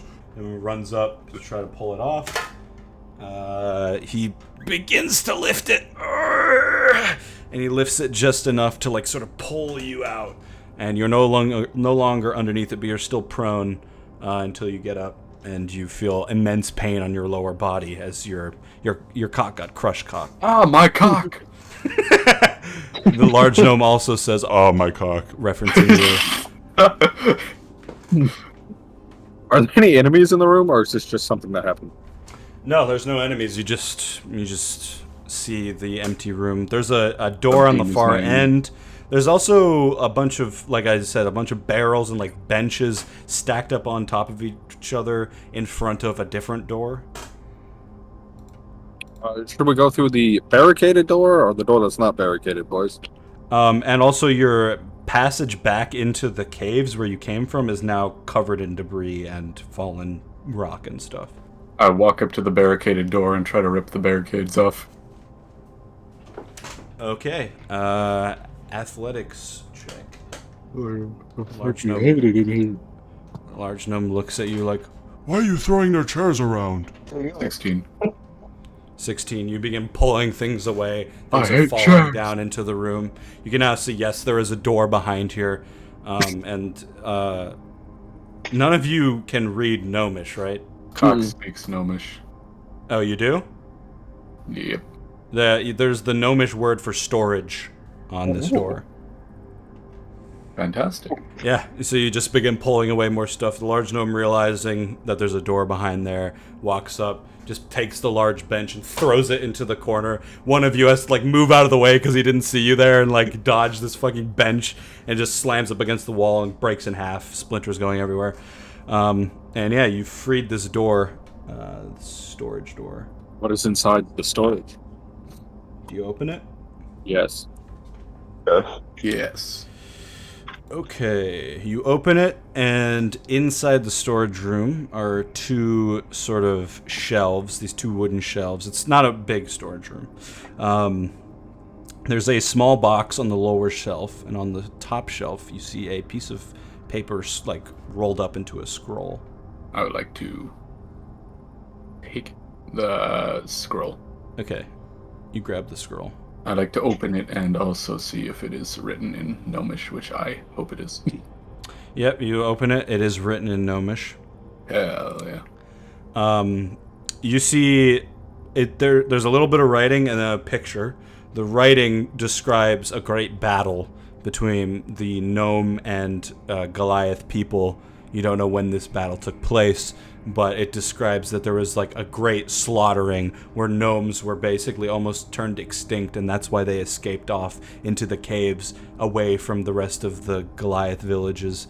And then the drawing is actually of a Goliath who is described as the large gnome, who helped basically sort of passage these gnomes into places where they'd be safe, and he was looked at as like this. He was the first, great large gnome, basically. And I hand that journal to him, see if he can read it. Okay, yeah. As you realize now that he can read Gnomish, you hand him the journal. Do you want to read it, Cock? Yeah, I'll open it up. You read sort of the it's like a manifesto, basically, of a gnome that once lived in these caves. Who knows how long ago? Hundreds of years ago, maybe. You can tell it's a long time ago because he describes the beginning of building the shit cave and creating the structure that allowed the poop to flow through the cave, and they viewed it as like this glorious lifeblood of the tribe. But over the years, things have become darker and darker for them, as like there was a moment where the leader of the gnomes, some gnome named Leech, he was out on the prowl hunting for food for the rest of the tribe when a large worm 50,000 times its size came out of the ground and just ate him in that instance. And ever since, there's just been terrible leadership amongst the gnomes, people who are corrupt, taking control and being power hungry, and it leads all the way up to now. And you read about Lord Zugnut being this like, people fear him, and that's why they look to him for leadership, but he's not like a great guy, basically, is the gist of the journal. And the journal is by a gnome called Leonard. And I read the journal out loud. I did not read the other thing out loud. Sounds good. What would the rest of you like to do? Was there something else in the room besides the scroll? Yeah, there's a small box on the lower shelf. I open it. Alright, you open the box. There's a vial with like transparent liquid inside, and floating in it is like a large fingernail. And then you also find 30 gold, 12 silver, and 4 copper pieces in the box. Whoever tells me what they take, I will tell you what the vial is. I'll take the gold. I hand the vial to Cock because I assume he wants it. I would like the nail in the cum. How much gold was it? 30 gold, 12 silver, 4 copper. Andrew, you may add a potion of Frost Giant Strength to your inventory. Ooh. And yeah, that's all that's in this storage room. What would you guys like to do? Are you still using your lighter to see, Reinhardt? Yes. I go through the other door that was in the room. Alright, you want to go through the other door. Word. Belly ho! Are you guys going stealthily? I am. I don't know about everyone else. I always am. I'm just walking behind them. Like, I'm a bit just far going back. with the big ass gnome. A Hell bit yeah. far back because I'm Andrew. loud as shit. Nat 20 on that stealth. Nat goddamn 20. Reinhardt. Well, I you got rolling an stealth as well? unnatural 20. Alright. So both of you open the door. As you open the door, you can see like this area of the dungeon looks very different as you look inside. This is like much more luminescent looking vegetation. There's like a few mushrooms on the ground that appear to be glowing in the dark, which it gives you a bit more light. And both of you, with your passive perceptions, can hear a conversation happening further into the sort of area that this is leading into. You can sort of hear the whispers of like, "This creature, it's not from here. Where did you find it?" And you also hear like a, "Please, I must bring it." And it's like, "Silence, young Loxodon. Know that the more you struggle, the tighter your bonds will become." I just like take off towards the voices. You want to run, like not stealth run? Stealth run. Like I go as fast as I can while keeping quiet. And if it feels like it's going in a dangerous direction, the conversation I'm listening to, then I'll like start sprinting, full on sprinting. I move along with him, same speed. Okay, what is everyone else doing? I'm gonna ask Devin if he has any health, any healing ability I could use. I got you, my boy. Skull. I shall plug him real quick Hell with that, cure wounds. You know what I'm saying? Yeah. Ooh. Good news, Not Andrew. wrong. I rolled 6 plus 6. You get 12 health back. Sheesh. All right. The other two begin stealthily sprinting. I'll keep your same stealth rolls as you begin heading further into the cave. It's not that much further down. You sort of walk up to this ledge area where you look up above, and now you can see a large, probably 6'8" Goliath woman wearing these dark black robes with sort of red carvings on them and these symbols, these runes. And she's standing in front of a large spider web that's been extended out, and in the middle of it, wrapped up, you sort of recognize the Loxodon that you traveled with for a time earlier. However, now she looks different. Her body is more muscular, and the sort of area of her robes that would extend down past her legs have been ripped up. And when you look into her eyes, they're a pure glowing white, and her tusks are more jagged than they usually are. And her voice as she speaks is angry. The witch says, "Now, from the beginning, who exactly are you? Where do you come from? And what is that scaled creature? And be honest this time." And you can see the witch is moving her hands as she does something. You hear the Loxodon, she's freezes up again. Her eyes, she's shaking. She's trying to get something out of her head, and she goes, "I am Dridgy Weavertail. I am a Loxodon born and raised on the Anno Fleet." Yes, good. That explains the robes. What are you guys doing? You said it's like a cliff up, right? Yeah, you can leap up onto the cliff. I would like to climb It's like stealthily. 2 feet, basically. Oh, yes, I would like to, because I got on that 20. Would I be able to stealthily move directly behind the witch and then just stab her with my rapier? No, if you're gonna move, you're gonna have to do another stealth check. Another stealth. Did the rest of the party follow me and Reinhardt? That's a good question. What are they doing? I followed them, but about 10, maybe 15 feet behind them, so that if I was caught, they wouldn't immediately be spotted as well. Okay, so yeah, as you follow, you can also hear these whispers.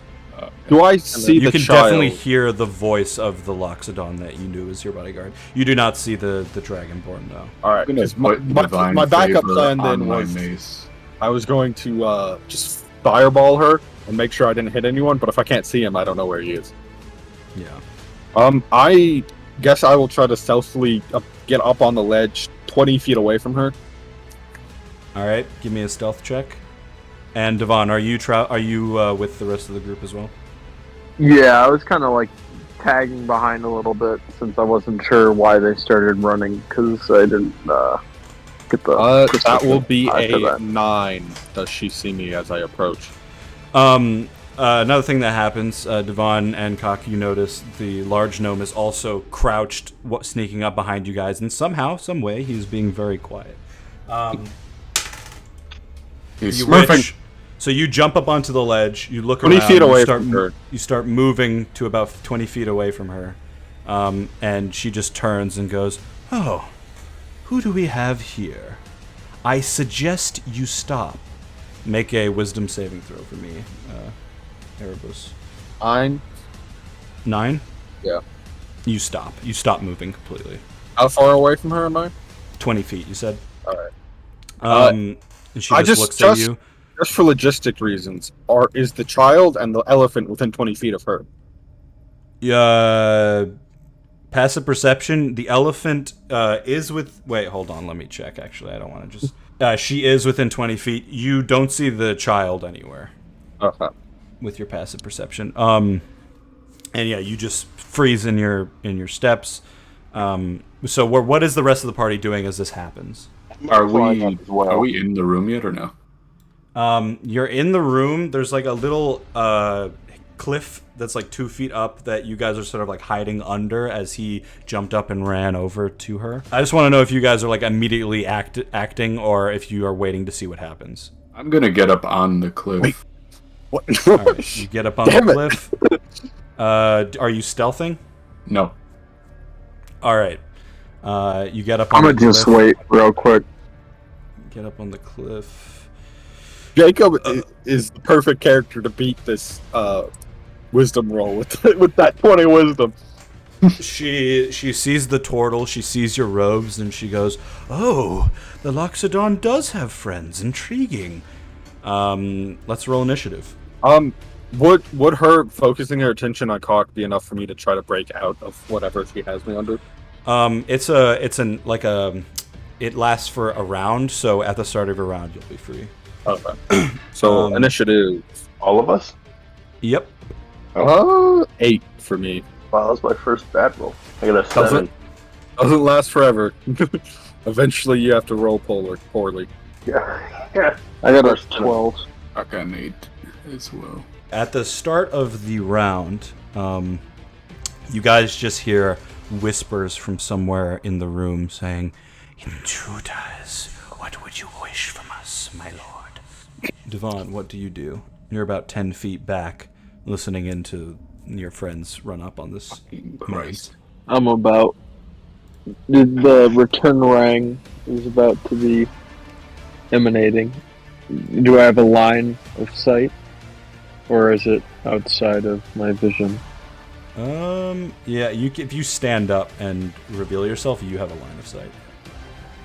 Okay, can I actually prepare an attack for my next turn so that I have advantage and not reveal myself right away? You won't get advantage, but you have to say if blank happens, I will do blank basically to prepare your action.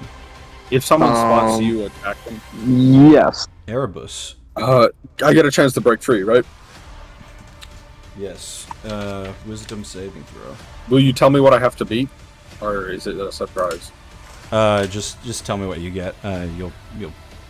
14. Actually, apparently you don't roll anything. It just lasts as long as she's concentrating. So. Yeah, but that's what I meant. Like when she switched focus to Cock, did she break concentration? She hasn't cast anything yet, so currently you're still under the suggestion to your command is stop. So if you can reason a way out of that. So is it like don't move, so I could like do a different action, or is it like stop, don't do any movement even with my hands? Yeah, basically it's like stop. Not moving entirely. So It's vague enough for. with the gauntlet I'm wearing, do I have to point at the person, or will it just launch a fireball from the gym at the person without me moving at all? Yeah, you got to point your arm. You Just could launch straight one at at your the feet. Free yourself that way. Free yourself from this eternal hell. I'm Iron Man. It's like her wisdom is telling me to stop, but would my dexterity or cunning allow me to like think my way out of it? No, because it's your wisdom that failed you. Okay. So unless she attacks or gets attacked, you are currently, I think, just stuck in stoppage. Well, then could I prepare an action for when I'm no longer stuck to attack. So you want to prepare, once you're unleashed, you're going to shoot your gun at the witch?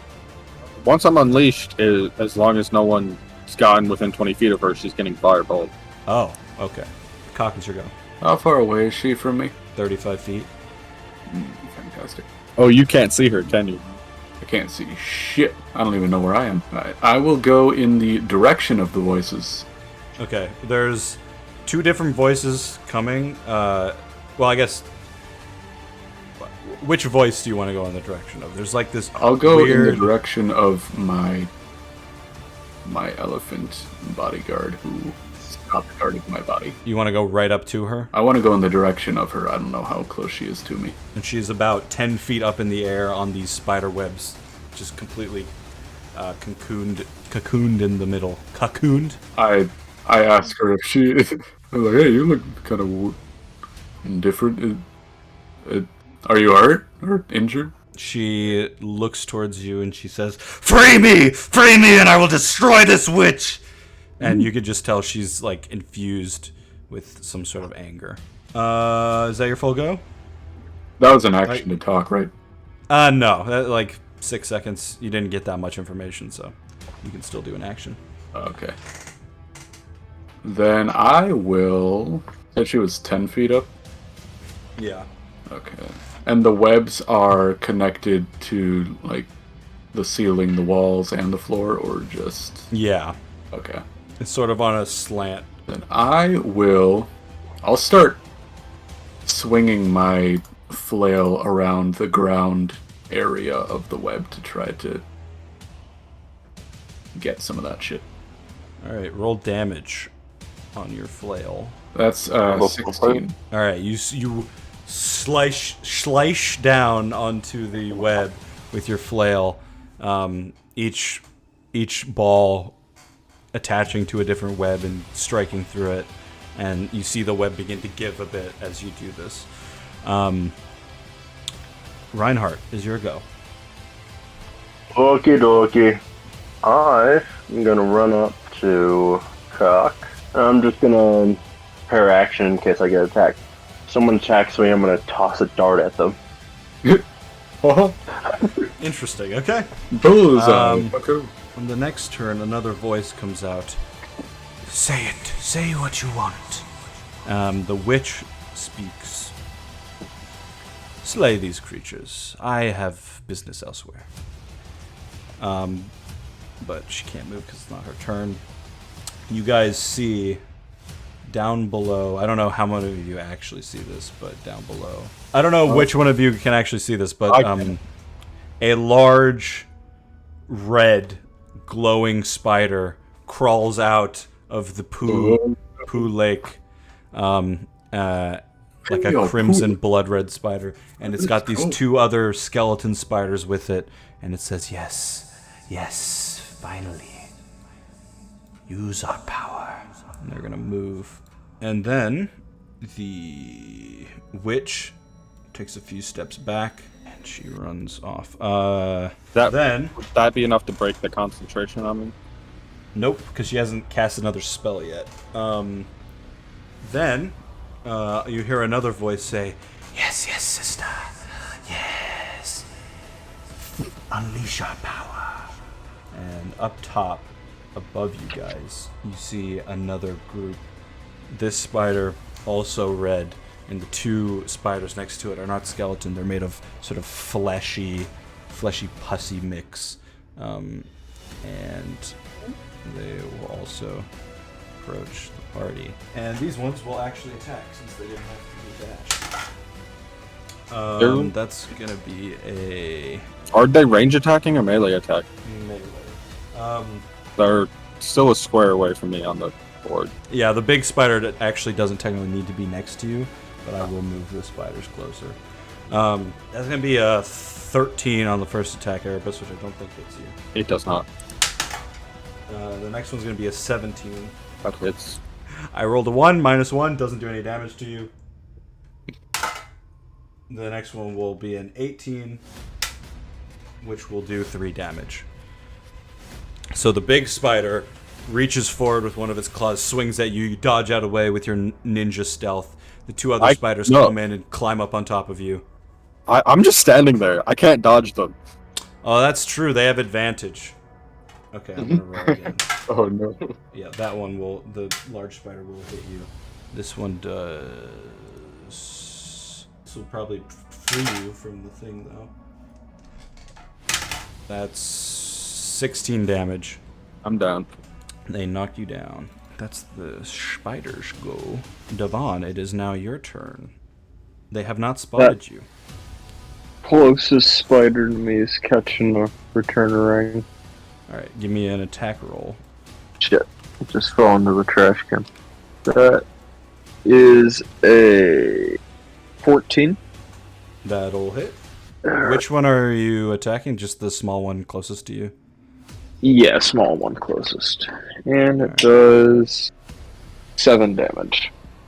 Alright, so you throw the returner ring out towards this flesh spider, and it like sort of undercuts it and comes back around, stabs it in the front, and the spider falls and apparently dies. Bitch! And the returner ring returns to your hand. Turn off the ring. Is that your full go? Do you want to move at all? I will move slightly in the direction of Erebus? Yeah, sorry. I will move slightly in the direction of Erebus. Let me see. And then before the spiders go again, I'm gonna give the large gnome a go. Yeah, he's gonna go all the way up to this motherfucker. He's gonna sprint up. You can see just rage in his eyes, like, "You killed my cat!" He's gonna attack. He slams into this large spider. You can see it go, "Stop it!" The small spiders next to Cock and Reinhardt are going to make attacks. A 16, so that's not going to hit. And the one against Reinhardt is an 8, so that's not going to hit. These skeleton spiders lash out at you, but they're small enough to where you can jump away from their attacks. It's going to be Erebus next, so make a death save. As this is happening, Drigi screams out, "Yes, yes, free me! I will destroy that witch! I will kill everything I see!" Oh? Hold on a moment. Hold up, fam. Just You gotta don't look save? at me, okay? Cock, it is your go. Alright. I will look at Drigi inquisitively after that last remark. Yeah? Okay. Interesting. And then I would like to smash the shit out of the spider in front of me. Alright, give it a swang. Sheesh. I got a 19. That'll hit. Fantastic. Gotta roll my 80 dice. Lady Wara's holy overkill. This is 17 damage. Yeah, you just smash this thing to pieces. It crumbles under the weight of your holy mace. Like, touches my toe when I smash it. Ah!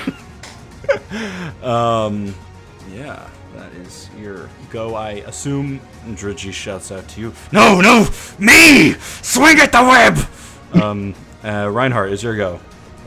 You got a spider in front of you. A couple of spiders. I'm going to attack the small spider in front of me. Just to get rid of it. Alright. Give me a swang. 14. That will hit. 6 damage. Yeah, so you slam your staff into the other skeleton spider and just smash it to pieces. Wow. So that 17 damage he got was overkill.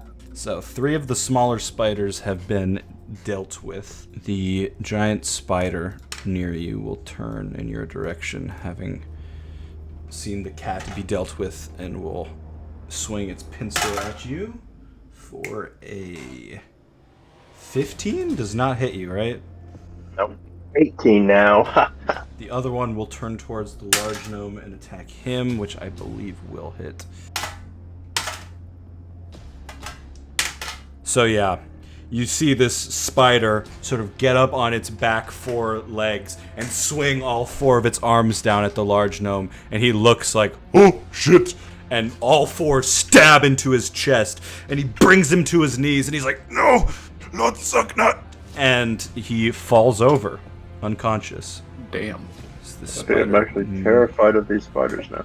Makes quick meat of two of your party members. Quick meat? Quick work. Quick meat. The other small spider's gonna run up to Reinhardt. Give it a go. That'll be a... Technically is your AC. So let's see if he rolls more than a 1. He does 1 damage to you. As it dies immediately. It just chips your foot. He just bites my toe. I'm just gonna make a death save. Next is Devon. Is Poop Boy dead or down? Quick look, you see he's on the ground. That quick glance will not give you the information you seek in the midst of combat. Give me the information. Devon, what would you like to do? You are currently muted playing solitaire. I'm just, I don't know why I'm saying muted. Just so I'm not creating unnecessary noise while people are doing the thing. Yeah, that makes sense. I guess I will just, I'll go up to Erebus because the big spider is seemingly distracted, and I'll use Cure Wounds on him. Alright. How much does Cure Wounds do? That is going to heal 12 HP for you, Erebus. Damn, that's really good. Alright, so Erebus is back up, and I believe is freed of his... You're freed of your suggestion spell now, because technically you did take damage. Right. And I think that's pretty much all I'm going to be able to do. Maybe I'll position myself, not like advantage-wise, but I'll like face the action a bit more now. So okay, I'm ready in case I get fisted. Boom. All right. Erebus, it's your go. I have 2 options. I can help deal with these spiders, or I can bonus action disengage and start sprinting after the witch who went after the child. Probably not a good idea to leave the party. So, but who knows what could be happening back there? Maybe you'd be a hero. I'm gonna launch fireball. So both spiders are within 20 feet, but neither of us are. Fireball spell. They need to make a dex save. A bright streak flashes from your pointing finger to a point you choose within range, then blossoms with a low roar into an explosion of flame. Each creature in a 20-foot radius. A sphere centered on a point. Radius is like half, right? Half of the explosion. Oh, yes. So from the... so... It's, right here. So they both need to make what saving throw? A 10 dex save, so I have to get a 10 or lower to fail, or 11 or higher to succeed. So if they succeed, it just means they take half, right? No, if they succeed, they take half. Fail, they take full damage. One rolled a natural 1. The other one rolled a 12 plus 3, 15. So one will take half, and one will take full. So yeah, roll me some fireball damage, and then cross off a charge. 19, so in total it did 32 points of damage. Erebus, after going down, Devon runs up, gives him like a stim pack quickly, heals him up. He gets up, points his gauntleted finger right behind where both of the spiders are, and just launches out. It starts off as like a small little tiny ball of fire, and then quickly, as it moves forward, expands out into this like 40-foot long sphere of flame that explodes out behind the spiders, catching them both within the flame. As the flame goes away and there's smoke everywhere, one of the spiders is just completely just melted, basically. The other one still remains, however, looks very fucked up, basically. And then I bonus action disengage move, and then I use my feline agility to get 30 extra movement. Cock, it is your turn. How damaged does the web look? Another good hit with your flail would probably do it in. Alright, I'm gonna whack the web on the off chance she doesn't instantly look at me and try to kill me. 16. Damage? Yes. Alright, you smack the lower edge of the web. It snaps. Bunch of tendrils of these webby, substance fling into the air. The Loxodon falls. She takes 1 point of damage as she hits the ground. And she's still in her cocoon sort of web, but she has been freed from the high web. All right, Reinhardt. Oh, it's time to attack. Big. Wait, but I'm gonna squash it. All right, give it a good old tack. I got an 18, so. Yep, that'll hit. This one 9 spider damage. with like 25 AC. Yeah, you squished the final. I believe that was one of the flesh spiders. You squish it beneath your foot. It's like a small spider compared to the larger spiders, but it's still like a small dog size. So it feels pretty gross as you stomp your foot into it. Still have my movement, right? Yeah. If you move, it will attack you though. The larger spider. Oh, then I am not going to do that. Your turn comes to an end. You hear the whispery voice of the spider once again go, "No, we did not know you had these powers." And it's gonna pushing my children. It's gonna attack Reinhardt and miss, because of course. What a loser. And it just goes, "No, not like this." Large gnome's gonna make a death saving throw. It will be Devon's go once again. So the big ass spider that just called out no. It's time for it to get the fucking return ring. Hell yeah! All right. Ooh, yeah.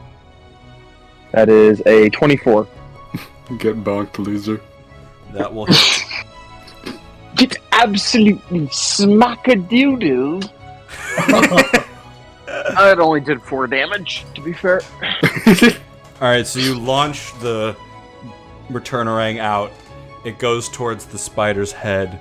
The spider just goes, "I had so much to live for!" And it hits the head. The crimson head explodes, and flesh and ichor goes everywhere as the final spider dies. Can be honest, didn't expect the fucking fireball to come out immediately, but hey, it fucking worked. After that, the Loxodon tied up on the ground. There's no point fucking saving them forever, and then we finish the campaign and I haven't used them, right? Yeah. The Loxodon tied up on the ground is just shaking furiously, going, "Let me go! Let me go, you do not understand!" But she just can't seem to get out of her bonds. Erebus. Alright, so, William. Yes. As your character continues, I assume you're full-on sprinting towards her, basically. Yeah, I guess dash, bonus, dash, and full movement. So yeah, so you can move so you're just like sprinting until eventually the sort of luminescent grass that you guys have been fighting on turns back into stone, but this stone is much finer, much newer. This is a new place that was recently built, and you're heading down this stone corridor, and as you're running by, you hear a voice say, "I suggest you stop again." Wisdom saving throw. Stop suggesting! Fucking nat 1.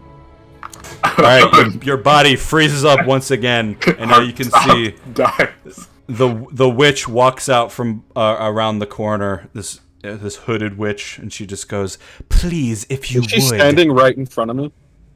No, she's about 10 feet down the Fireball the hallway ground. Fuck you, bitch. You're gonna fireball? Yep. Well, technically you used your action to run, though, no? I am Akbar! Yeah, so she just walks out. Well, it's not her turn. Can she walk out? Or is she stuck? She doesn't walk away. She walks out of the hallway. You're falling into my trap.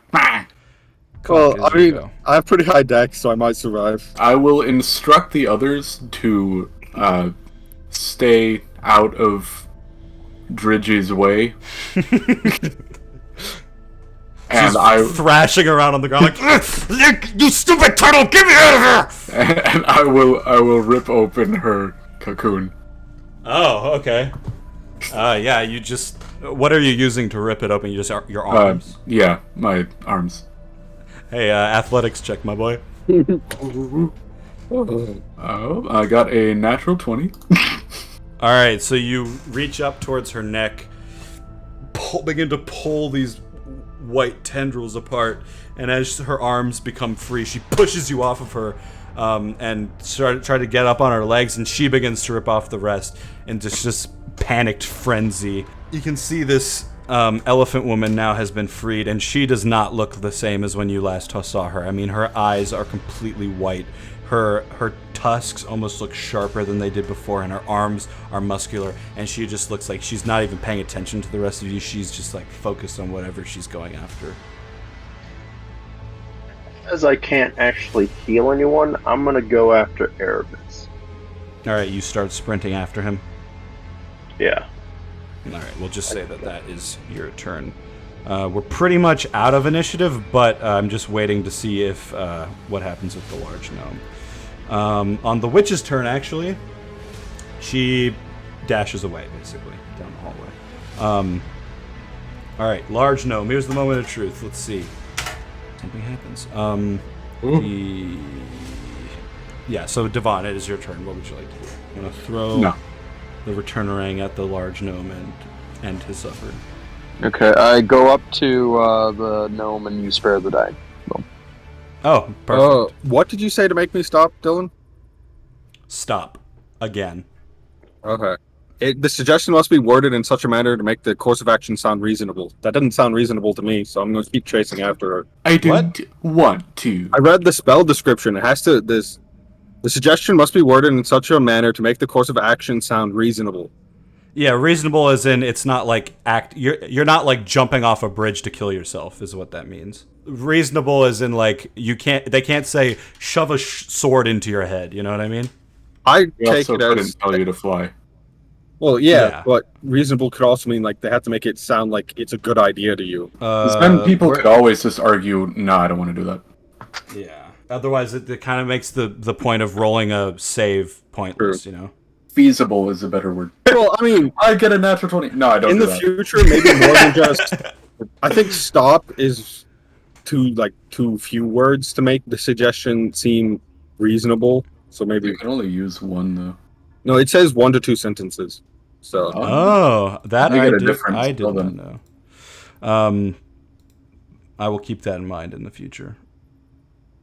Okay, then I'll retcon and say she says, stop pursuing me. The next up, Erebus, you are once again frozen. What would you like to do? I have to sit here for 8 hours unless they can get me out, so... Yeah, well, technically, stop pursuing me. I mean, unless you can reason a way out of that. I'm pursuing the dragon, not her.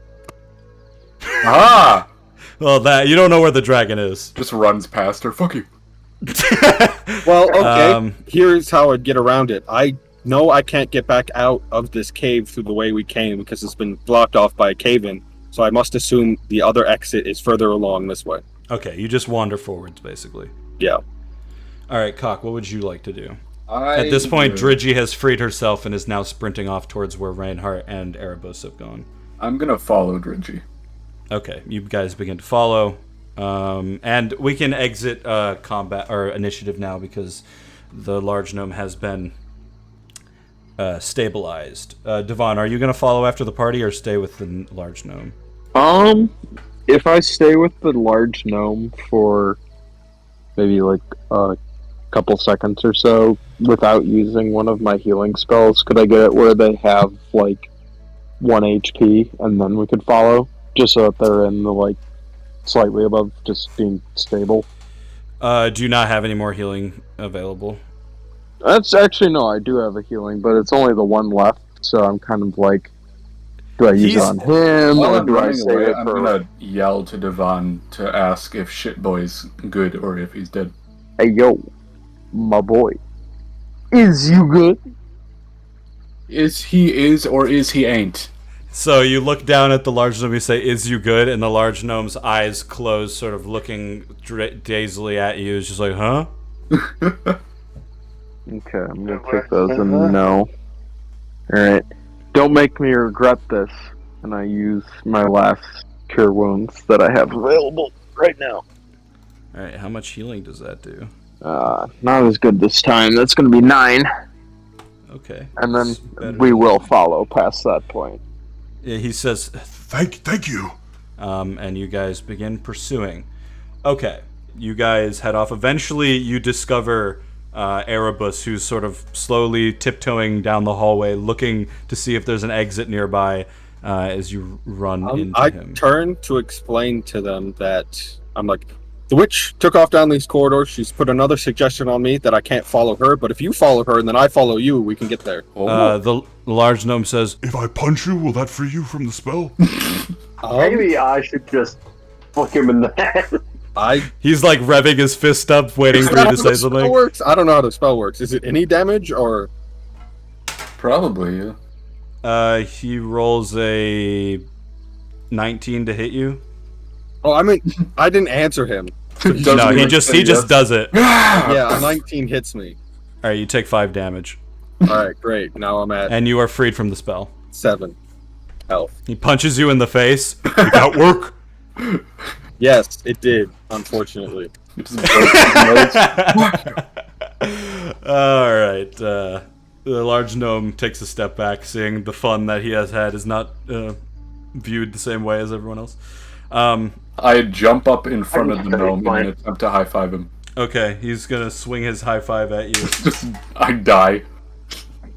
But you have a fucking 19 AC, don't you? Yeah. Yeah, he doesn't. He just claps you sort of very hard. Claps my cheeks. Yeah. All right, so you guys find yourself in this. This area is actually very well lit. Torches all over the walls. New stone. There's only one exit, right? There's 2 areas forward. Erebus, you saw that the witch went down the left way. Then I suggest we go down the left way. Drigi you would have now seen her run past you. She's looking at both doorways, then looks back like, where? Oh yeah, I'll start heading down the left way because that's what. I point her to the right. I don't trust her. She's like, which way did the witch go? She's gonna wait for you guys. I'm gonna start going left. All right, she sprints and off. Usher her along. It's like, let's go. Reinhardt and Erebus, as you all sort of clamber down this hallway, you begin to hear the witch say, "Our conversations were fun, little one, but it's time I must go."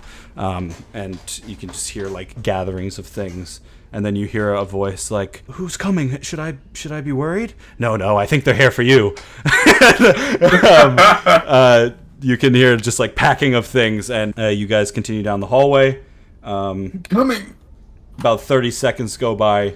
You enter into like a bedroom. There's a bed directly in front of you with like a little silver chest next to it. On the right side of the room, there's a desk with some books and stuff. And then in the corner, next to a torch, there's a small little cage, and you see your dragon friend. And right next to the cage, you see a door, and it's closing as you enter the room. So our dragon friend is in the cage. Yes, and he looks like, he's like sort of vaguely, he like maybe vaguely remembers Erebus's face, but he's looking at you like, who are you guys? What's going on? Me and I point to Reinhardt are the people who freed you from the research facility that you and your Loxodon friend ran from after we secured your safety in the middle of the night. The elephant runs into the room looking at the cage and goes, "There you are, you little twerp!" Begins walking towards the cage. Is she like hostile to the dragon? Sounds like it. you're not really sure.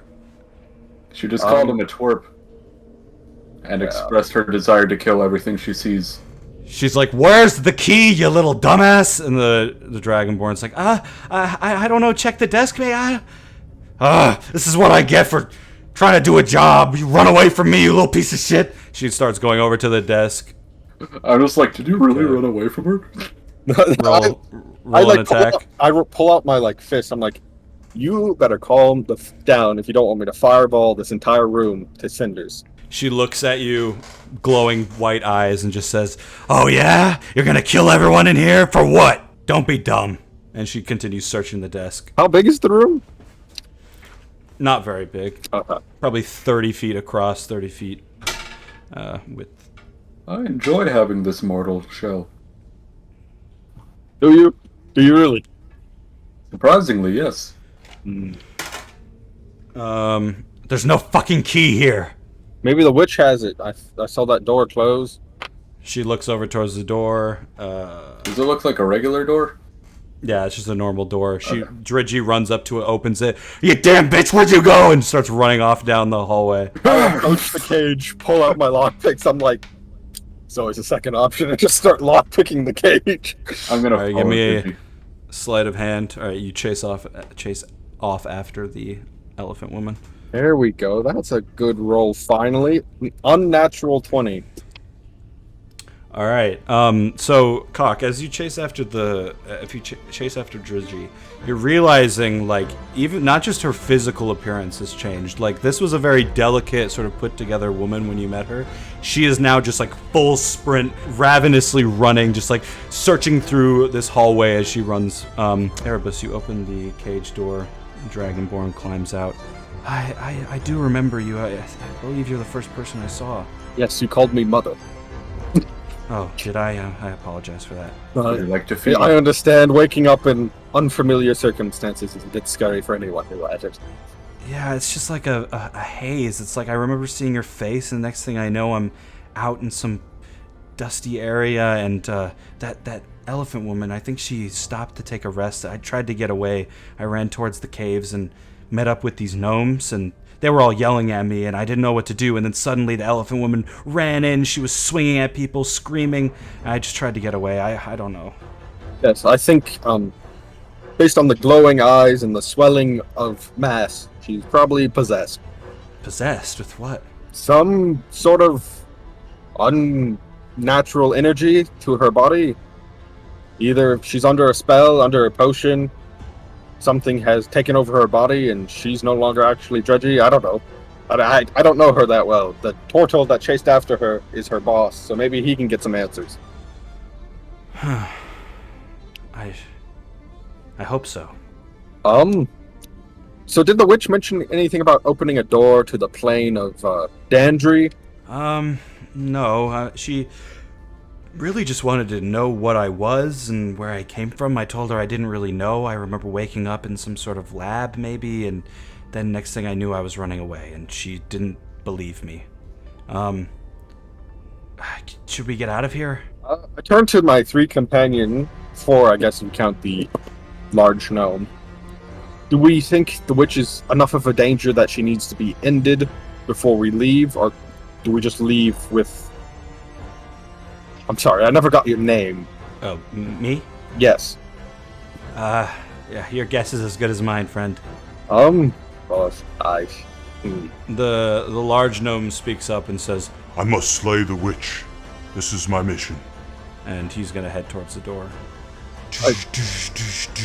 Search the chest that was in there. Yeah.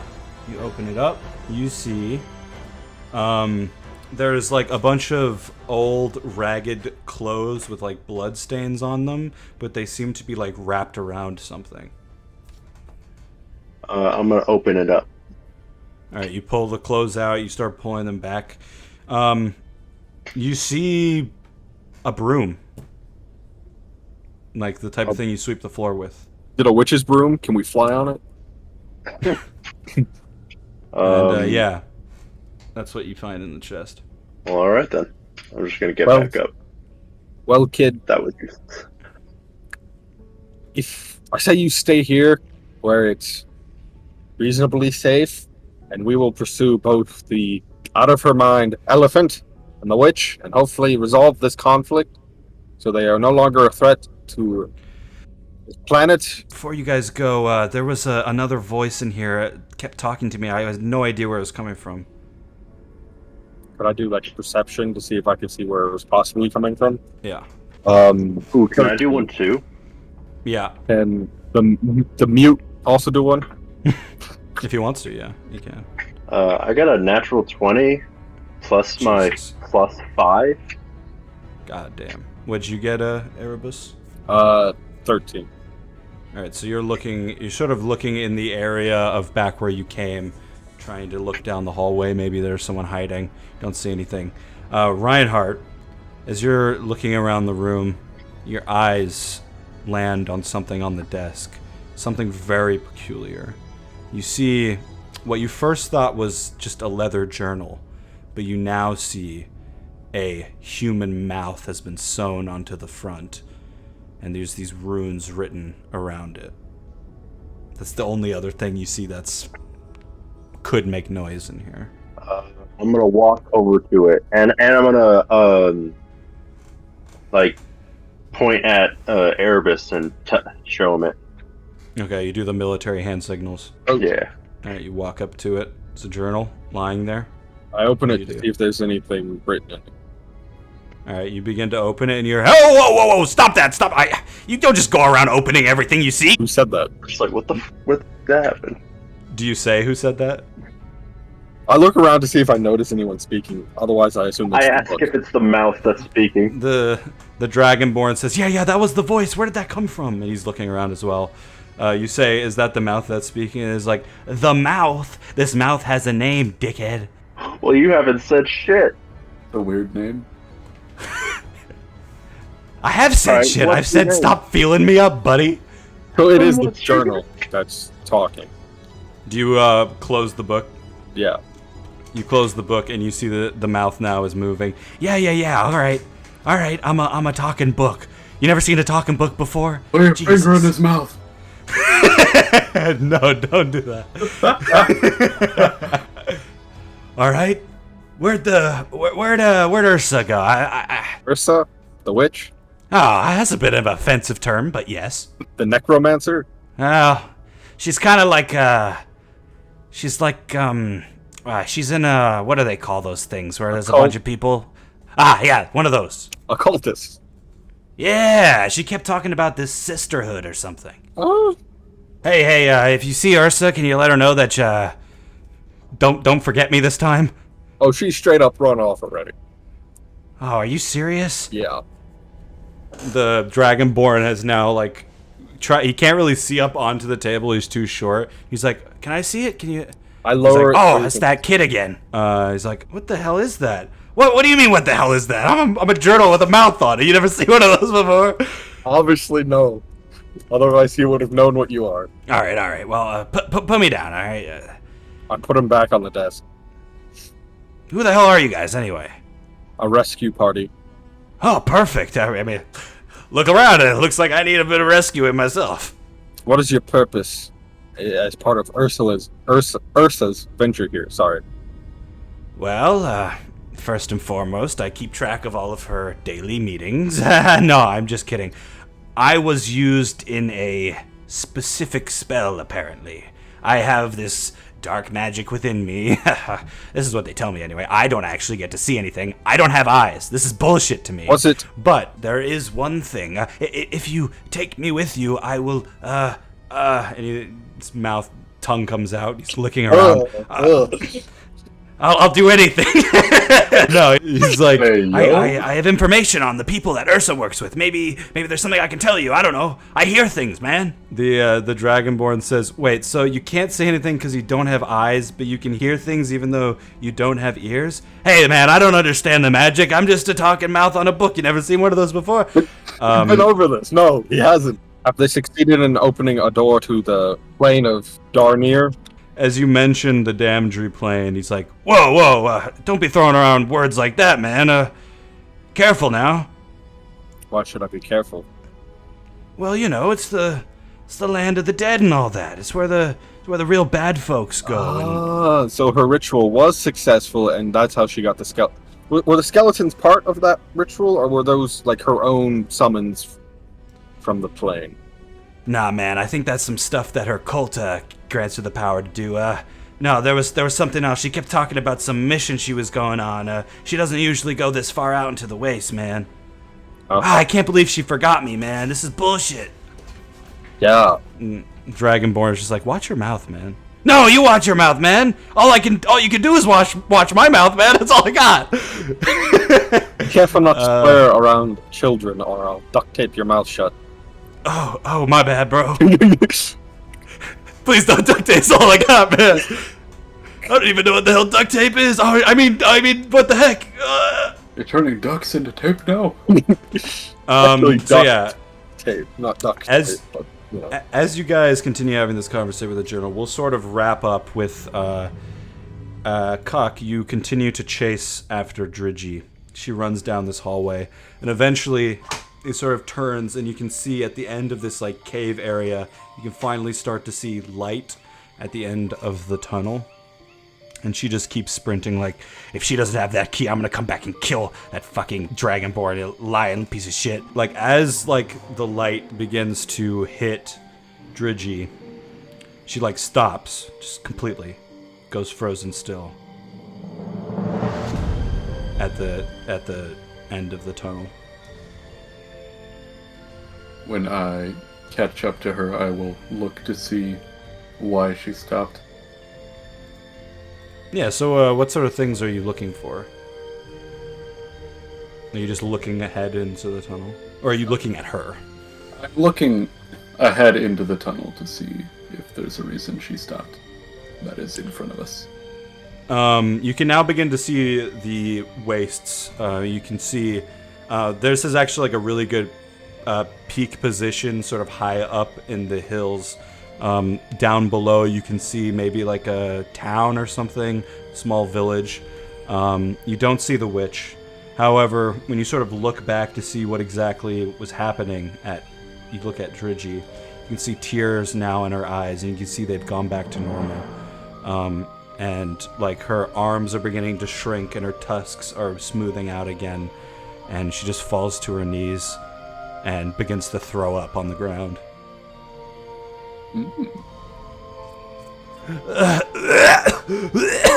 Oh God, what's happening to me? Some Going back to normal, to be honest. She just looks up at you like, where are we? And falls into her puddle of puke as she passes out. And that's where we're going to end today's session. Does it come with a level up? God always asks. And with that, you guys You're do level level 20. up as you have completed the cave of the Crimson Spider. And we've retaken the child, who we will eventually get to name. Yep.